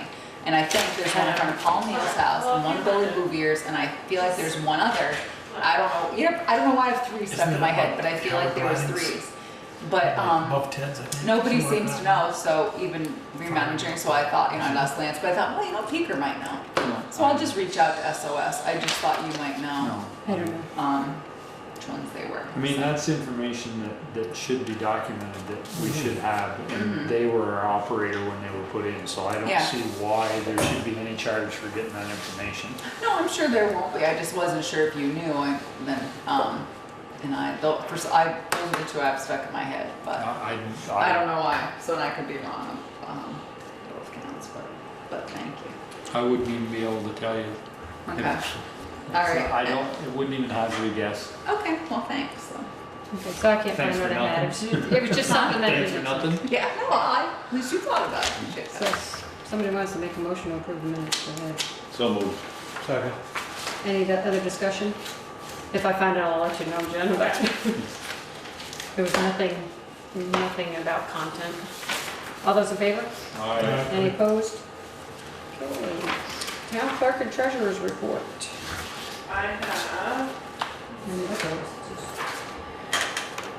a special event permit request from Lincoln Peak Vineyard and Stonecutter Spirits to participate in a tandem event at 26 Main Street on Thursday, September 15th from 5 to 9. What date was that? I have Thursday, Thursday, September 15th, From when to when? 5 p.m. to 9 p.m. So it's Where is Thursday, 26 5 to Main? 9. The old corner store.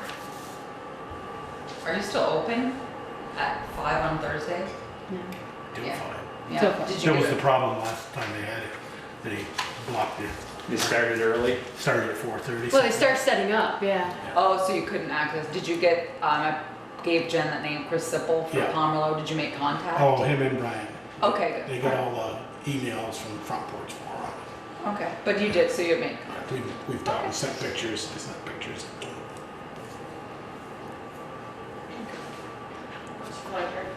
So you wanna make a motion? You wanna do them one at a time? Or do you? It is one. It's all one Oh, it's all one? application, Okay. so Mhm. just a motion for both of them. I saw the, Second, Second. discussion? All those in favor? Aye. Right. Any opposed? Abstained. Okay, and then the second one is for Champlain Orchards to participate at the Harvest Festival from 10 to 4 on September 24th. On, second? on the park? Yes, Does this involve alcohol? yes. Is there a really heated on part? Yeah, we have a open container permit. You have an open container ordinance, and we did this one other time a few years ago, and there's a specific permit. Well, It followed the DLC rules. I'm trying to How's it remember. Had to be different fenced in, right? than it was on Main Street? Oh, Main Street's in that alley that we don't own. No, when No. they had the, Oh, Pocock Rock? They treated it They did it different. I think it was, maybe it was Peter, it was because it was the first time it had come to the board, no one had ever asked to have alcohol like that on the green, whereas Pocock came together, so I don't remember, I just remember being an open container permit. And I don't know if it was strictly for the park, I'd have to reread it, it's been a Okay. while. But anyways, as long as you make a motion that they, well, we don't have to, if, I mean, the motion's out there, but it's, if we can't do it on the park, then. Yeah. you could, they allowed it. As long as it's within a contained area. but- Right, and they yeah. did the DLC, I'm trying to remember the rules, but yeah, so. Can we just amend this to say As long as it meets the DLC. DLC and the town's This says ordinance Bristol standards? Town Green, attended event, and it says with other vendors, but this is the only vendor Mhm. we received, so. As long as it follows the. DLC. And DLC rules. regulations. I I'm sorry, I'd have to look it up, I just don't remember. I off the think top of my Pocock head. has 2 places fenced in, like, Yeah, They don't have to be fenced. They, They Yeah. they had more than 2, Sure. there were a handful Yeah. of them there. Between wine, beer and whiskey. But I'm still confused why the park is different than Main you Street. know, it was an old Yeah, ordinance, yeah. and, Sealing Dearborn. for some reason, I'm feeling like it was specific to the green, but I'll double check. But as long as you guys are aware of that and are fine, I just need to go back and reread it. We'll pull it tomorrow, Jen, and look at it. It's just been a while since we had someone do it. Probably So- 5-6 years. I will amend that as long as it meets all DLC and town ordinances. There you go. That's good. Yeah. Sorry, Peter, yeah. Somebody want to second the amendment? I'll second it. Okay.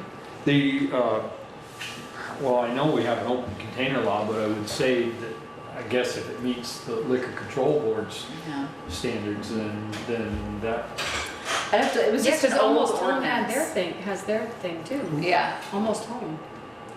but that's private property. Yeah. Except I go on the sidewalk.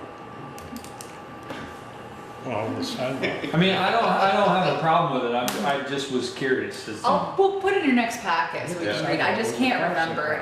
I just remember about 5 or 6 years ago, Peter, that I it think we came had up. the same conversation. Yeah, and it was weird because no one had ever asked before, and at least that I had remembered. So, and I just remember it being pretty old. So we'll just get it out and get you copies of it. Alright. Maybe we need to update.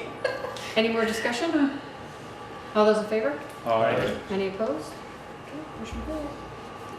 And then just the last thing I have, because you did talk about Almost Home, I did get in touch with Jamie from the DLC about, it was probably a month ago now, when you had talked about them hosting the wine tasting, perhaps that was outside and blocking The the sidewalk. sidewalk. Sidewalk.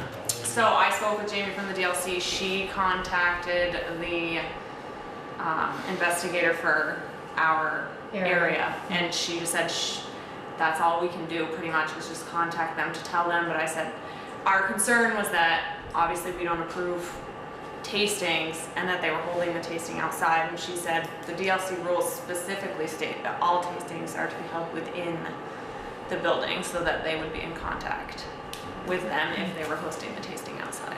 So they're probably gonna get a visit from the liquor, So- the liquor control. Possibly. So saying that, Jen, you said the DLC said that all tastings should be inside their building? If it's Well, private. It's a private tasting. Private so like tasting. Oh, okay, so I'm just trying to get what license. Tandem does Yeah. in the alley, it's not in the building. Yeah. So, Okay. yeah, cause Well, that's kind of private, it's on private property. Yeah. So how does that work?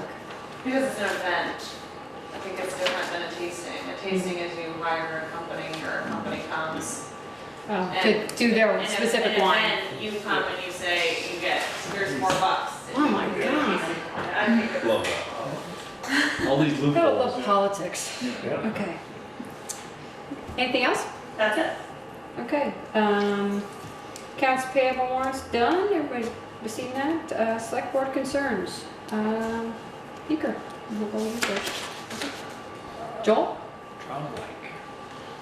Peter wanted me to ask you, can you mark out the LP line that cuts across the parking lot over there from the fire station? Because he's gotta drive some post in for handicap signs and things of that nature. And, as we talked about earlier, when Brett was here about town employees, firemen or town employees, and last meeting, we did raises, but we don't do firemen. It depends on, 1-2%, or what, I mean. it depends on what the fire chief and the select board approves as the budget that goes to the voters. And this year, neither the select board nor the fire chief budgeted an increase in salaries for firefighters. But certainly there'll be something that will come up again. I just, that we've talked about, more about them being employees.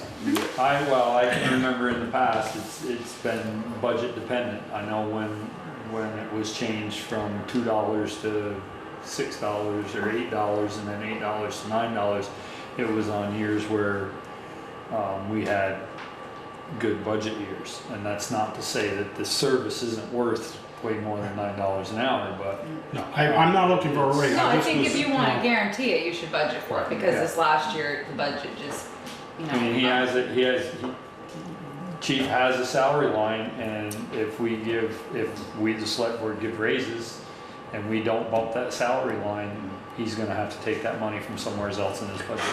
But I think, I like Joel's point, is if we're going to treat the fire department like all the other departments, then that needs to come up as a discussion, doesn't mean we have to do anything. Absolutely. Well, then you It does better, need to come up during, it needs to It come up needs to- during the budget discussion. Okay. And last we year. treat them it as did. employees when we want to.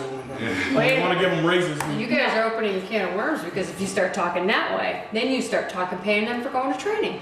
Well, We that's, pay all the other Thank you. department, highway You department moved right for into their my- training But and there's a everything else, difference so. because we pay, they're not full-time employees. That's the difference. We don't pay part-time, for part-time employees. It depends. You have to, the entire personnel, you can't look at one department without looking at the entire, personnel policy.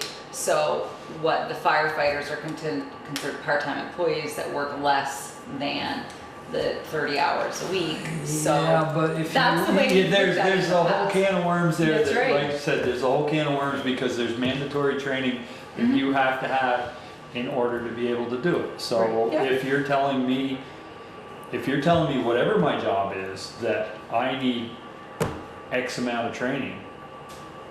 That's then- required. That's required in order for me to do my job. Yep. And I, trust me, I've done the math, and it's a 50% budget. Oh, I'm sure, yeah, I remember you discussing it. Yeah, it's Actually, I not- remember that when you were fire chief, you saying that. well, I mean, if in a month, this 5 of us interview a candidate to be a firefighter, and part of the description is you've got to go to firefighter 1, which is 210 hours. Mm-hmm. We've hired an employee and required them to do 210 hours. Is it payable? We pay We for the We pay class. for the class. I get that, but I And just, you've done that too with regular Oh, yeah. employees who yeah, want we to always take- pay for their schooling.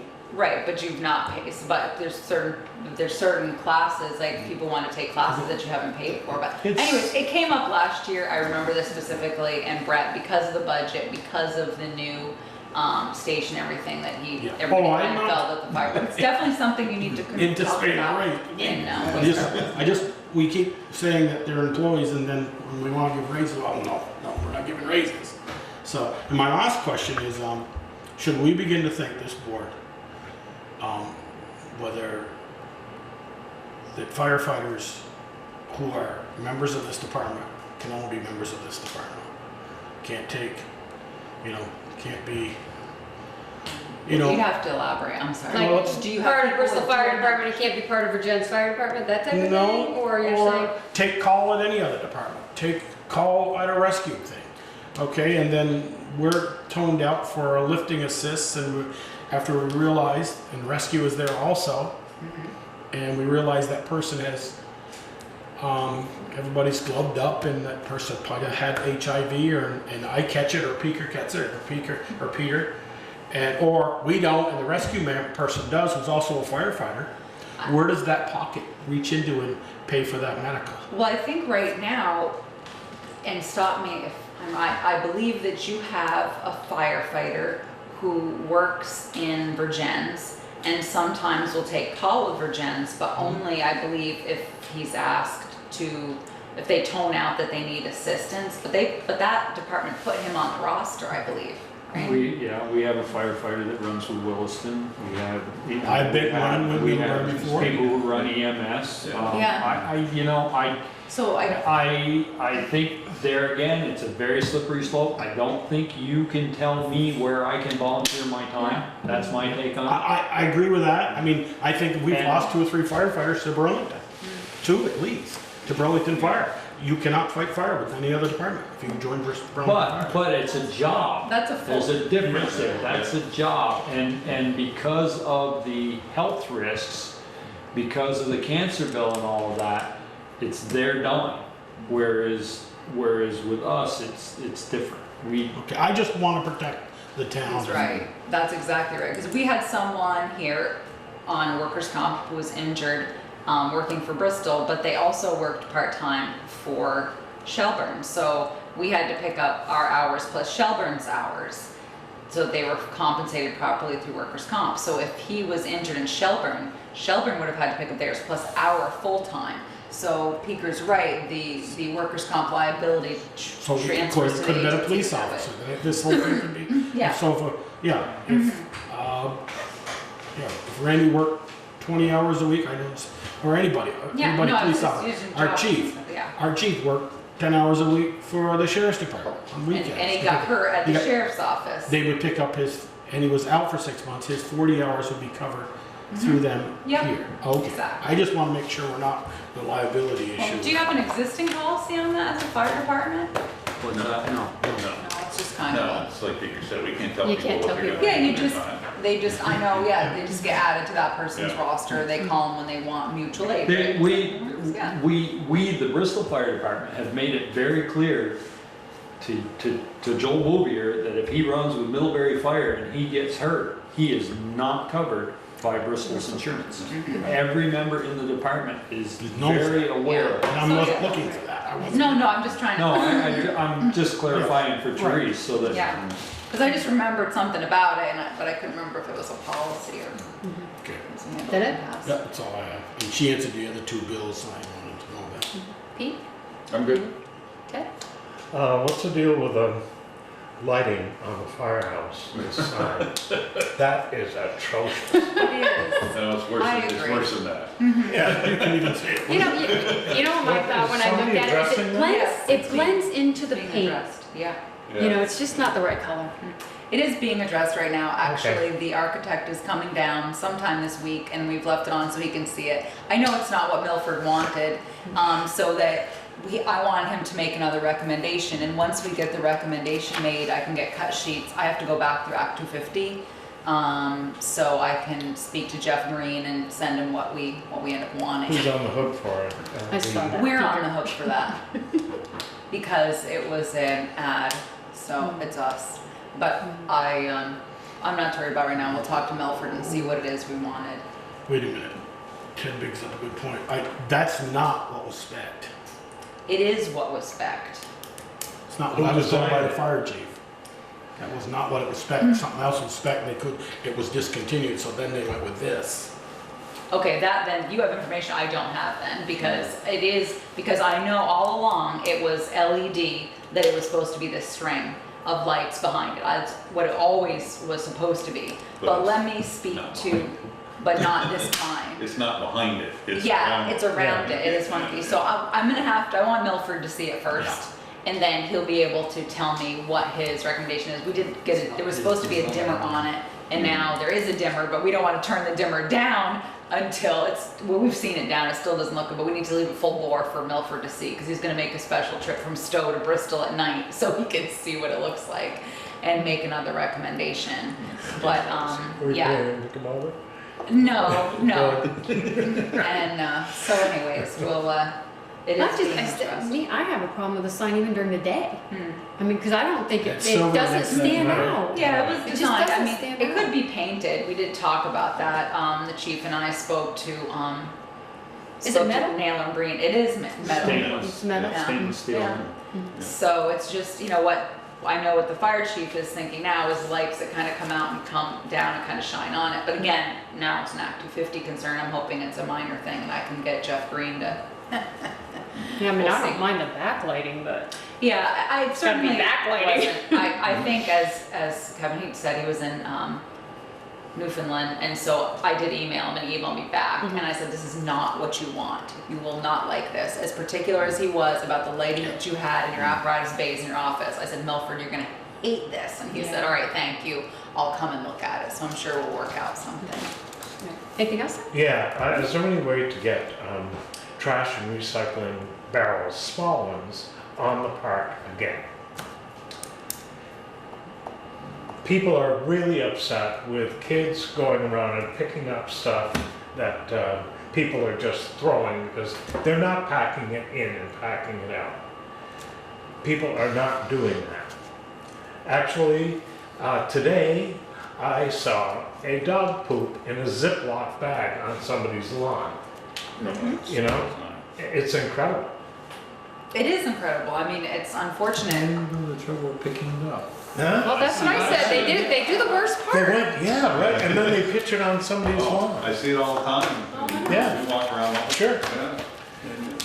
But is there any way, I mean, I know that we abandoned that because we now have to separate recyclables from trash, but if we put 2 barrels out there, we're doing the best we can do. There's only so much you can do to control people's bad behavior.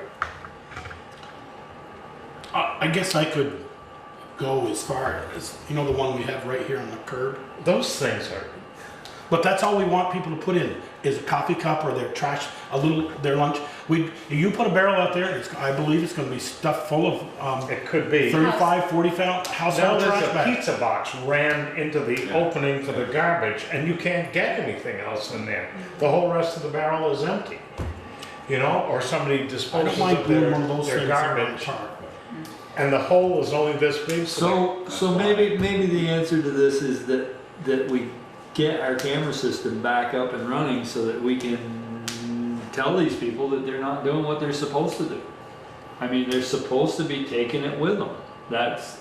And if they leave it there, isn't that littering? Yes. Isn't that fine? That's a $500 Right. fine. Sure, and they have a hooded sweatshirt on, you can't tell who they are anyway. Well, you know, if we They're get, not gonna if put it in a barrel. if That's it's right. there. If the barrel's over there, they're gonna drop it here. Well, I'd be willing to try it and see if it reduces the litter because they're throwing stuff all over the playground. You mean the barrels, the old type barrels we used to have, the 55? Maybe a 30-gallon instead of a 55 but gallon. we have to have 3. We have to have 3 together. Okay. We have to have the recycling, we have to have- Recycling or Recycling trash? trash. Just Recycling recycling and trash, there's only 2. Okay. Because the barrels that we have on the town, around town already only have 2 containers. But something small that isn't going to be, you don't have to be Charles Atlas to be able to empty it. But the problem is who's gonna empty it and when's it gonna get empty? No? I mean. Is if it that it's- much if of a it's- reach to have, say that the town guys pick it up? What do they do with it? They're currently emptied Right. on Fridays now by R&L when they come through town to do trash, but I mean, we've tried on the So Get a dumpster. if they're full on They won't Wednesday come. night, You know? you know. Have Teresa R&L drop a empties it and I dumpster store over it out there. here until Friday. If it gets empty during the week, I'll empty it and then it gets stored out here until our trash is picked up on Friday. And the problem is too, it's not just about trash, it's about needles, it's about, you know, other things that are being, you know, we had that problem before when the barrels were bigger and then we went down to these, specifically these because they're smaller for Stays small required. things and we needed heavy so that they weren't blown around in Right, windstorms. And, Or pushed over by a skunk. and- right, yeah, so Animal. that's one good, I mean, these suckers Wait are and put a heavy bag in duty. it. These things are very heavy duty, but, I don't oppose putting a couple of those on each end of the, you know, or the third of the way in from each end of the sidewalk, those types. So if you're coming from one of the But again, restaurants and you got a cup. We tried that already. We had them on there and they were just stuffed. household trash was a big issue. They were filled with household trash and then, Well, those tops, people can take those tops off. not these, this is when we had the bigger barrels. on Right, the now trash. I'm not We in haven't favor put of that. these, I thought we had these already on there once and we moved them. we When had, they first came out, we put them on maybe there at at the we very did. beginning, we did, and they And were we just. moved them because they And were then just we tried to being get, and then we stuffed. got the dog poop one to try to alleviate the dog poop from going in the the regular regular trash. trash. And then it was Nah. just, people were just packing everything work in out. all. And that's why we all went with the pack it in, pack it out. And we do have a camera. Pam and I ordered one, and it wasn't what, then Josh Odie came in and said, we hadn't got what I guess we were given a link from Lock and Glass, and it wasn't what we wanted, so we sent it back and we got a new one. So that's coming, and we were gonna put one up to see how it works, and then maybe put a couple on the park, but that was to prevent the vandalism from the, but we may end up having to put a couple around. If we have to put them around and let them know they're there and let them know that they'll be fined for littering. Make sure you get them I high mean- enough where nobody can get to them. If you Well, I get- understand that, but you know, the people that there's some people you're not gonna stop regardless. No, Even if absolutely you have not. even if you have a trash can there, they're not like pizzas, they're not gonna walk to put the stuff to the trash can. But But maybe the person who who thinks they're on camera, that's carrying their coffee cup, is gonna carry it and dispose of it somewhere else. It's not gonna end up on the park. I actually thought this week was the first week that I thought, and I actually came in and commented that to the office staff, said, you know, I think people are really picking up after themselves. It was one of the first times I didn't have to go and pick up trash. I mean, I'm putting on rubber gloves and cleaning up garbage and off from the park in the middle of the week, and especially before a band concert. And I thought people had really taken to heart, you know, about basically cleaning up after themselves and policing themselves and others. And I thought it looked good this week, but. What does Scenic Valley tell you? Or, you know, they mow the lawn every Yeah, Wednesday. he's never said anything about it. He's never said, well, we're picking up a lot of trash. No, hasn't. And I was on the park, I mean, obviously a couple times this week and went out and tried to, you know, person. I mean, I went around as I knew people and speak to them and say, oh, you know, make sure you're gonna take that with you, blah, blah, blah, make it out like the garbage police, but, you know. People just need to be accountable, But it's up to you. I know that's I asking a mean, it's lot. an education thing. And, you know, the quickest way to educate somebody is if it costs them money. But you gotta catch it. I agree. I mean, I'm I'm not, thinking of the 50% of the people who will obey the rules and don't want to have their pockets full of, you know, crumpled up napkins and used coffee cups and the likes of that until they can find a place to dispose of it. I mean, we do currently have one at Howden Hall, Holly Hall, Green Mountain, 2 by Rite Aid. I mean, there are 7, there's 8 in town now and one near the library. They don't have to go far. I'm not opposed to those ones that we have. The round top, or to put the coffee in one side and the recyclables in the other. I'm not opposed to that up on the park. But going back to the open top drums where I took 2 bags of trash on, you know, at 12:30 at night over there. But it only holds one, I'll put the other one on the ground. I'm not in favor of going backwards, I think. I don't mind trying that, what Ted wants to do, that type of barrel. So if you got a coffee cup or you got your bag of lunch, you crumple it up and put it in the hole. Yeah, I mean, but we also just put up all the signage, which we ordered, Yeah. and we've been preaching Right. it, we've been putting it on Front Porch Forum, and. well, it's been this way for a year now. Yes, it has. You know, I'm personally, I'm not in favor of going backwards. I just think people need to be accountable. Bring a small bag with you. I see it as going forwards. No, I think you have been trying to educate and Right. getting the word out there, and that it's a pack in, pack out, and yeah, I understand a lot are doing. And it's slightly inconvenient to have to walk across the street to get rid of it, but I don't think it's that inconvenient. Don't we have one of those right by the flagpole? Where the flagpole was? Don't we have one of those? No, I mean, there's Nothing 2 on by it. there's 2 by Nothing on it. covers. Yeah. I mean, I don't That's- know that there's that's a where they problem step. putting it on the other corner, you know, kind of opposite from Holly Hall. Right, that's maybe there. But you by take the one cannon. from, Or by the cannon center, Right. that area. It'd be, yeah, one over there. I mean, I have no problem doing that, but I don't want it in the middle of the park. I was thinking of one over by the playground as well. Just because there's a pile of trash over there. If we go putting trash cans out there, we've wasted our time with the That whole, signs, yeah. trying to educate, you know.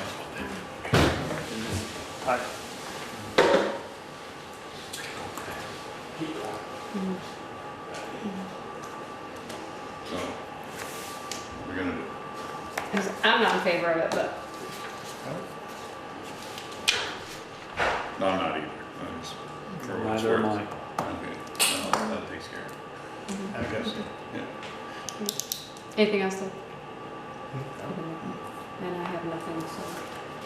Terese? We sent some information from Sue Hoxie of the chamber. They asked us and myself and Mel Holly if we wanted to have one of these public work standards for bicycles. This is what it looks like. And so people could work on bikes, and anywhere they had them, when we looked these, I asked the zoning administrator first to make sure zoning regulations, but they actually take some initiative. You put a bike on them to do repair work, so it's nothing that I'd want to see on the sidewalk. I did email her back and say, you know, what about one person here, which I liked, near the Auto World and near Chevron? They had them near a station, which made sense if you're near air and you're near, you know, so I had more room. So I asked her, Sue Hoxie, about that, and she was like, well, you know, she was hoping we could maybe near the fire station. I'm like, no, emergency vehicles entering and exiting and things like that. The other thing, so they suggested is maybe over near the rec club. So I think I'm going to just forward her request over to the rec Where did club. I was gonna say, where was she initially thinking? Well, I think they were thinking maybe along on the green. I said, no, we have an ordinance about that, or a policy, we're not putting anything else on until we take something off, so it can't go on the green. I had thought actually like Champlain Farms would be great, or Thad's, but she was opposed to that. It's a bike stand for people to work on and Work on their bikes. work on their bikes if they had to, because we obviously have a lot of bikes that come through Bristol. And she sent the same information to Mel Hawley, and again, she suggested the fire department. I said no, we have emergency vehicles entering and exiting, but she did wonder about maybe at the rec club. So whether or not that's something that they would want to do over there. I wouldn't think so. I could bring it, but I don't think I would fly over Okay, well, I can ask Sue and then maybe just forward you the email if she's interested. But I couldn't, aside from a business, I didn't really think this is a fairly sizable thing. If you get a flat tire on your bike, it's no big deal just to flip it over, Yeah, take the wheel off. and you can see that it's holding them, and if you see this one, you can pass it around. I mean, I'd think you wouldn't want that on the sidewalk. I mean, So I didn't, if you're gonna work on your. Who's providing these? Most of Sue it Hoxley laid down ditch. said that they Yeah. would, the chamber, they had got a grant where they could get a couple of them. You can pull it right off. But it seemed like I don't- it was something, Yeah, I I thought- don't think it's our responsibility. yeah, she had a grant, so she was offering, and I said, well, that was nice of you to think of us, but I don't. You can use one personally. Yeah, I'll let her know. So, Be over on Plank Road where nobody will. Yeah, I'll put it right next to Peter's Mill. here you go. So the other there. On that thing, big rock he's got there, the first set of rocks. let's see, 6, 7, here. So I had a visitor from, a gentleman who might be interested in purchasing that land down the bottom of Lover's Lane. He's very interested. Yes, very money bone, the developable in his pocket. The developable? Yes, there's a developable region here. So, actually, he wants more than that, so it was an interesting, can you see that? Peakers. I know what he wants. Peaker knows where it is, but this is the 2.4 acres, and, you know, they'd had this idea of like an apartment, putting apartments in here, and I explained to him and showed him where the wellhead protection is and how we'd have to have septic on one side. And this was something that he showed me family members living in where, so he obviously had a concern. He wants the building height in the zoning regulations to be higher than 35 feet because he wants to be able to put the garage underneath and then the apartments above. So I did tell him that, you know, now is a good time to approach the zoning administrator and the planning commission, because he said if this is back against a building this tight, he wouldn't want it maybe right in the village, but in certain spots where the topography was good.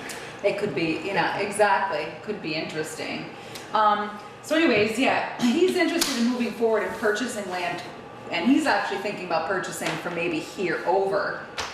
And Everything. yes, and would be possibly interested in this. I told him that he wasn't interested in being over here, and I said, well, we're not interested in selling that. We want to control the riverbank. At least that was always the thought before. But he's interested in purchasing all of this, and then thinking about, you know, what happens when this comes up. He was aware that this had a wellhead protection over it of a smaller amount from Cox and Green, and he was fine with that, and felt he could develop around that. So I'm asking if I can get a hold of, we've used Bill Ben and get an appraisal of land. I also need to sit down and speak with Alan Heisinger because I want to make sure how, since the status of the Act 250, if Kevin hasn't filed, we'd want to subdivide before we file the Act 250. Right. You know, I don't remember how much, for some reason I feel like the 30 acres might have been included with the fire station when we did the fire station, if that was, do you remember, No, Peter? it's a separate piece of property. It was just the top? Yeah, because Okay, it good wasn't, Because it wasn't. It's a part of totally this separate, property, yeah, totally Okay. separate deed. So I was thinking, so he's, Are the numbers wrong on that? Because it says 27 point, it says 8 acres and then it says 27 point, which would be 30. yeah, the acre, 30. you know what, my map was wrong, you're right, because, and I just gave, and you're right, This is plus because, or minus 30 30. acres, but I think that's total. Right. include, Right. and then this is 2-4, but he's right, there is a map that has like some other It acreage has over here. 8 and then 26 point something on it. Yeah, you're right. So, anyways, so it would be interesting to see what Bill Benton wanted to do. I mean, obviously, we've been approached by one person, and I did tell the gentleman that most likely we would have to advertise it, and he was fine with that. But he's something he wants to move on right away.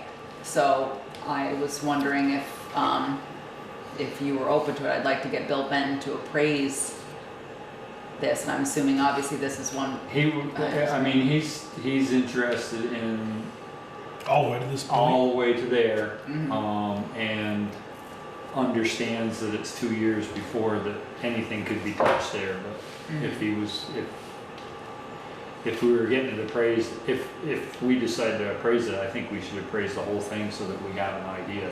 Yeah, but Okay. do you appraise the whole thing as one lot, or do you appraise it as Oh, you this appraise lot, it. this lot, this lot? You appraise it however you see fit. I Yeah. mean, are I mean, we- to me, are there's gonna we- be different values.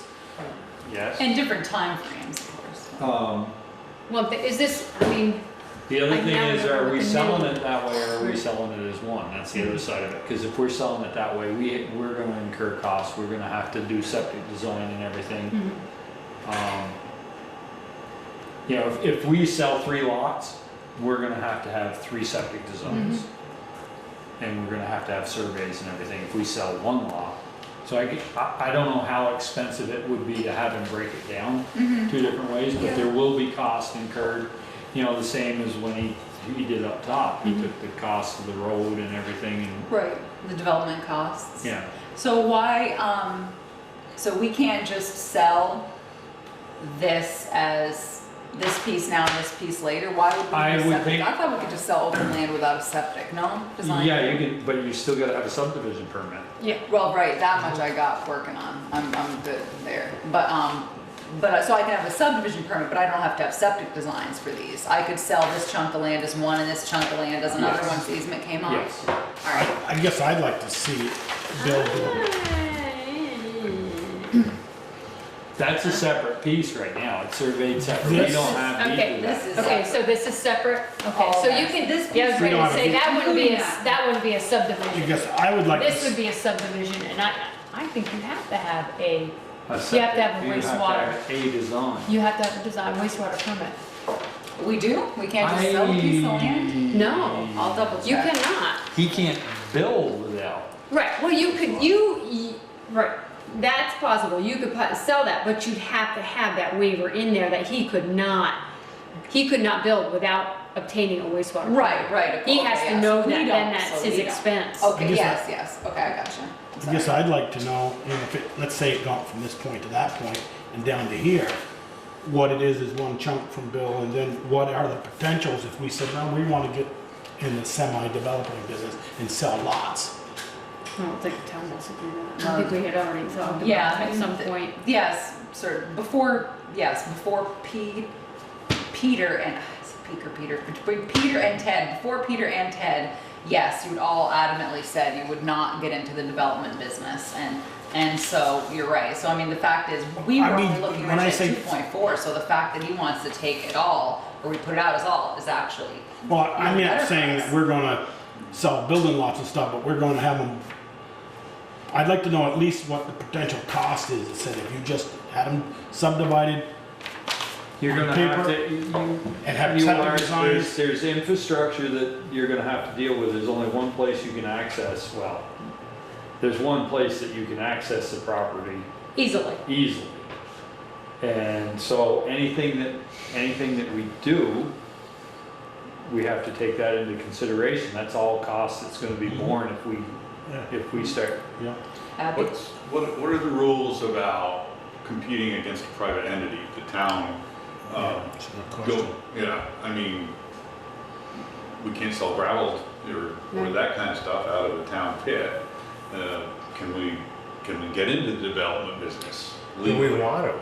Well, no, I don't, but. We don't have We had that already to do. had that discussion. I'm not sure, I wonder if it depends on your charter, because I know Charlotte does, like, they have a We're bunch of doing leaseholds. it, so- we're doing it up above, Right. Yeah, true.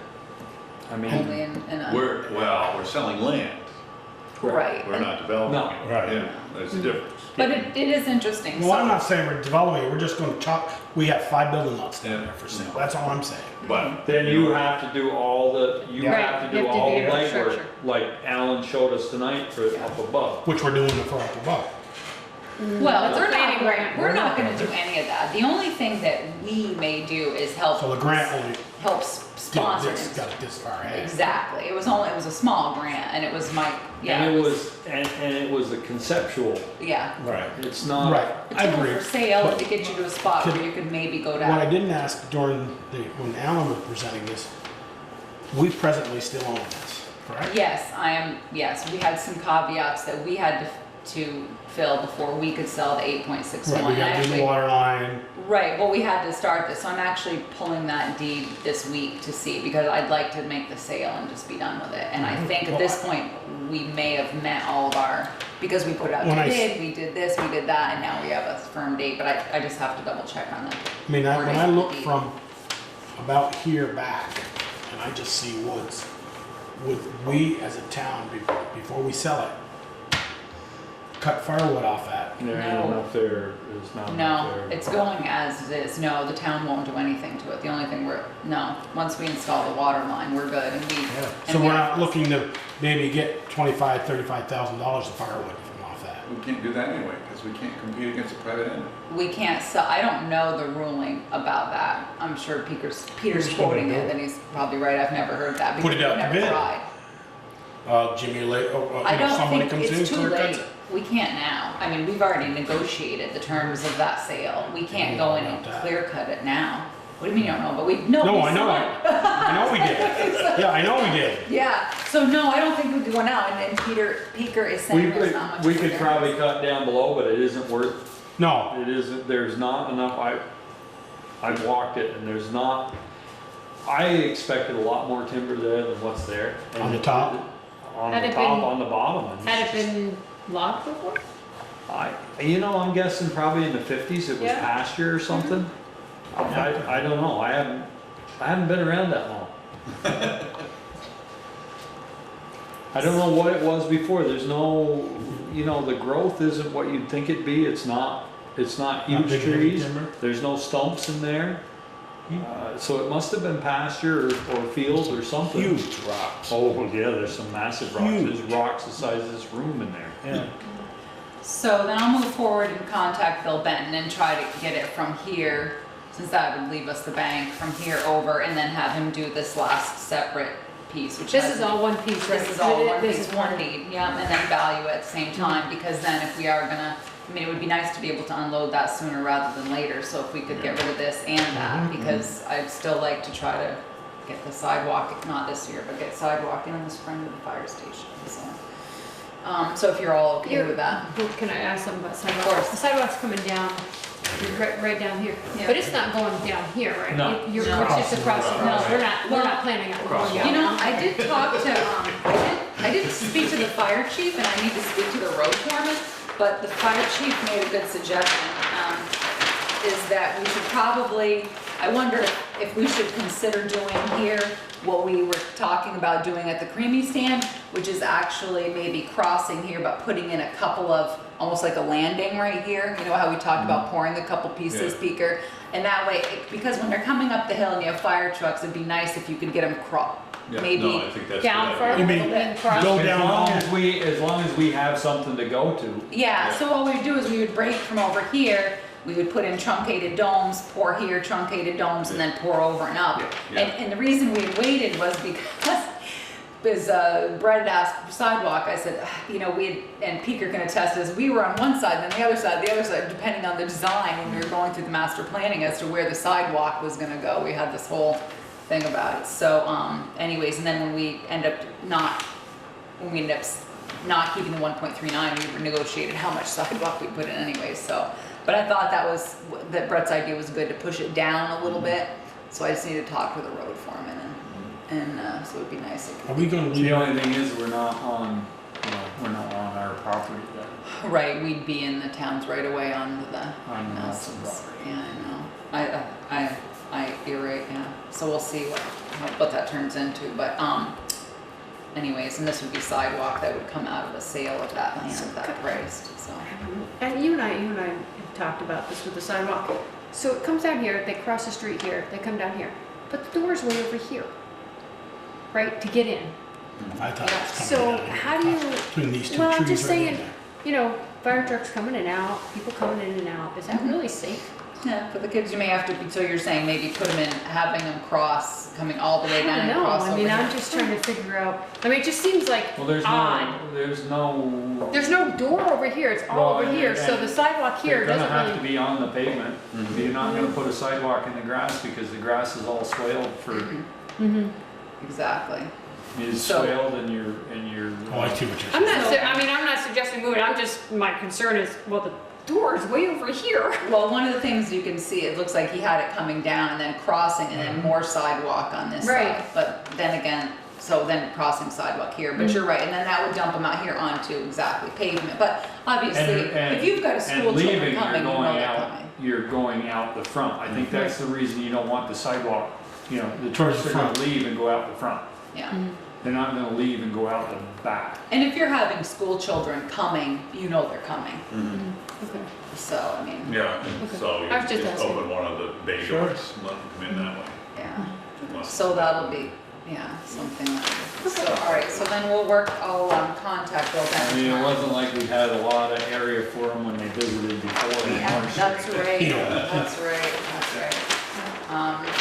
Absolutely, I know that, Just to make the walk. that's all. I It's have. just something that gets addressed.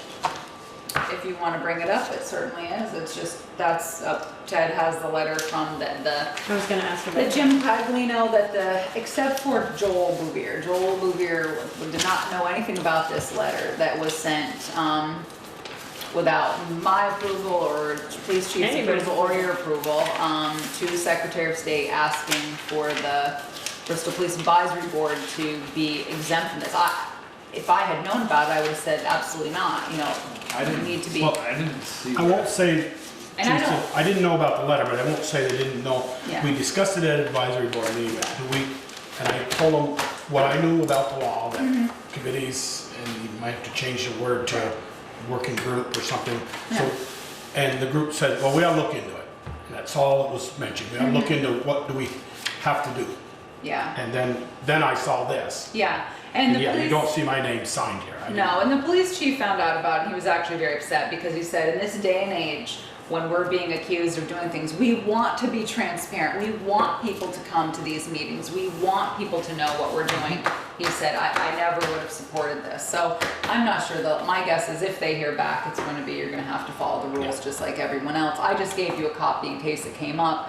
I was made aware of it when the author of the letter came in and wanted to send it on town letterhead and town envelope, and I said, no. I said, I don't know anything about this, nor does the board, no, you know. it's Because not Jimmy a asked me citizen one night writing a after a letter. meeting out here, how do we handle it at the fire station? And I says, well, like if we have a feed committee, it's not called feed committee anymore, it's working Just a group. working group, yeah, I mean, it's working like, group. and there's I says- certain well, I committees, said, I really don't know. I said, you know, if you're worried about it, ask. right. And it's just like, you know, we have, highway department, they meet, or when we have staff meetings, we don't have to warn those because we're, you know, employees within the, Well, I was gonna say, and That's it's just a why. play with words. If you call it a work group, don't matter. If it still fits within that definition, you still gotta notify them. I don't care whether you call yourself a group or a committee. yeah, and these people are appointed by the select board, so it's very clear what their, you know, realm is. So Ted was I really didn't just see kind what of the downside of it was. fast, you know, that was the police chief's feeling with downside, is he wants to be, you know, considered transparent, so And it is true that the Governor's Police Advisory Board is exempt. apparently so, yeah. So yeah, no, so I sent you that and some other things, stats Yeah. from the, that and fire department and all sorts of good things. And I did receive an email back from Chuck Schweer of the landfill. I sent him an email saying, great news, I have your invoice attached. And he said that's great, and he would move it on to the right person and try to get us paid quickly. So I'll let you know when we get the money. It does look like there's some leakage on that east bank. There is, they're not done yet. Actually, that was one of my notes to call John Casella. He was still working with Alan Heisinger and they were working on that. They're gonna have to end up, I think what they'll end up doing is buying some topsoil and reseeding some spots. So he just hasn't been back yet. But- And that's To it. adjourn? Motion to adjourn. Second? All those in favor? Aye. Any opposed? Good, done.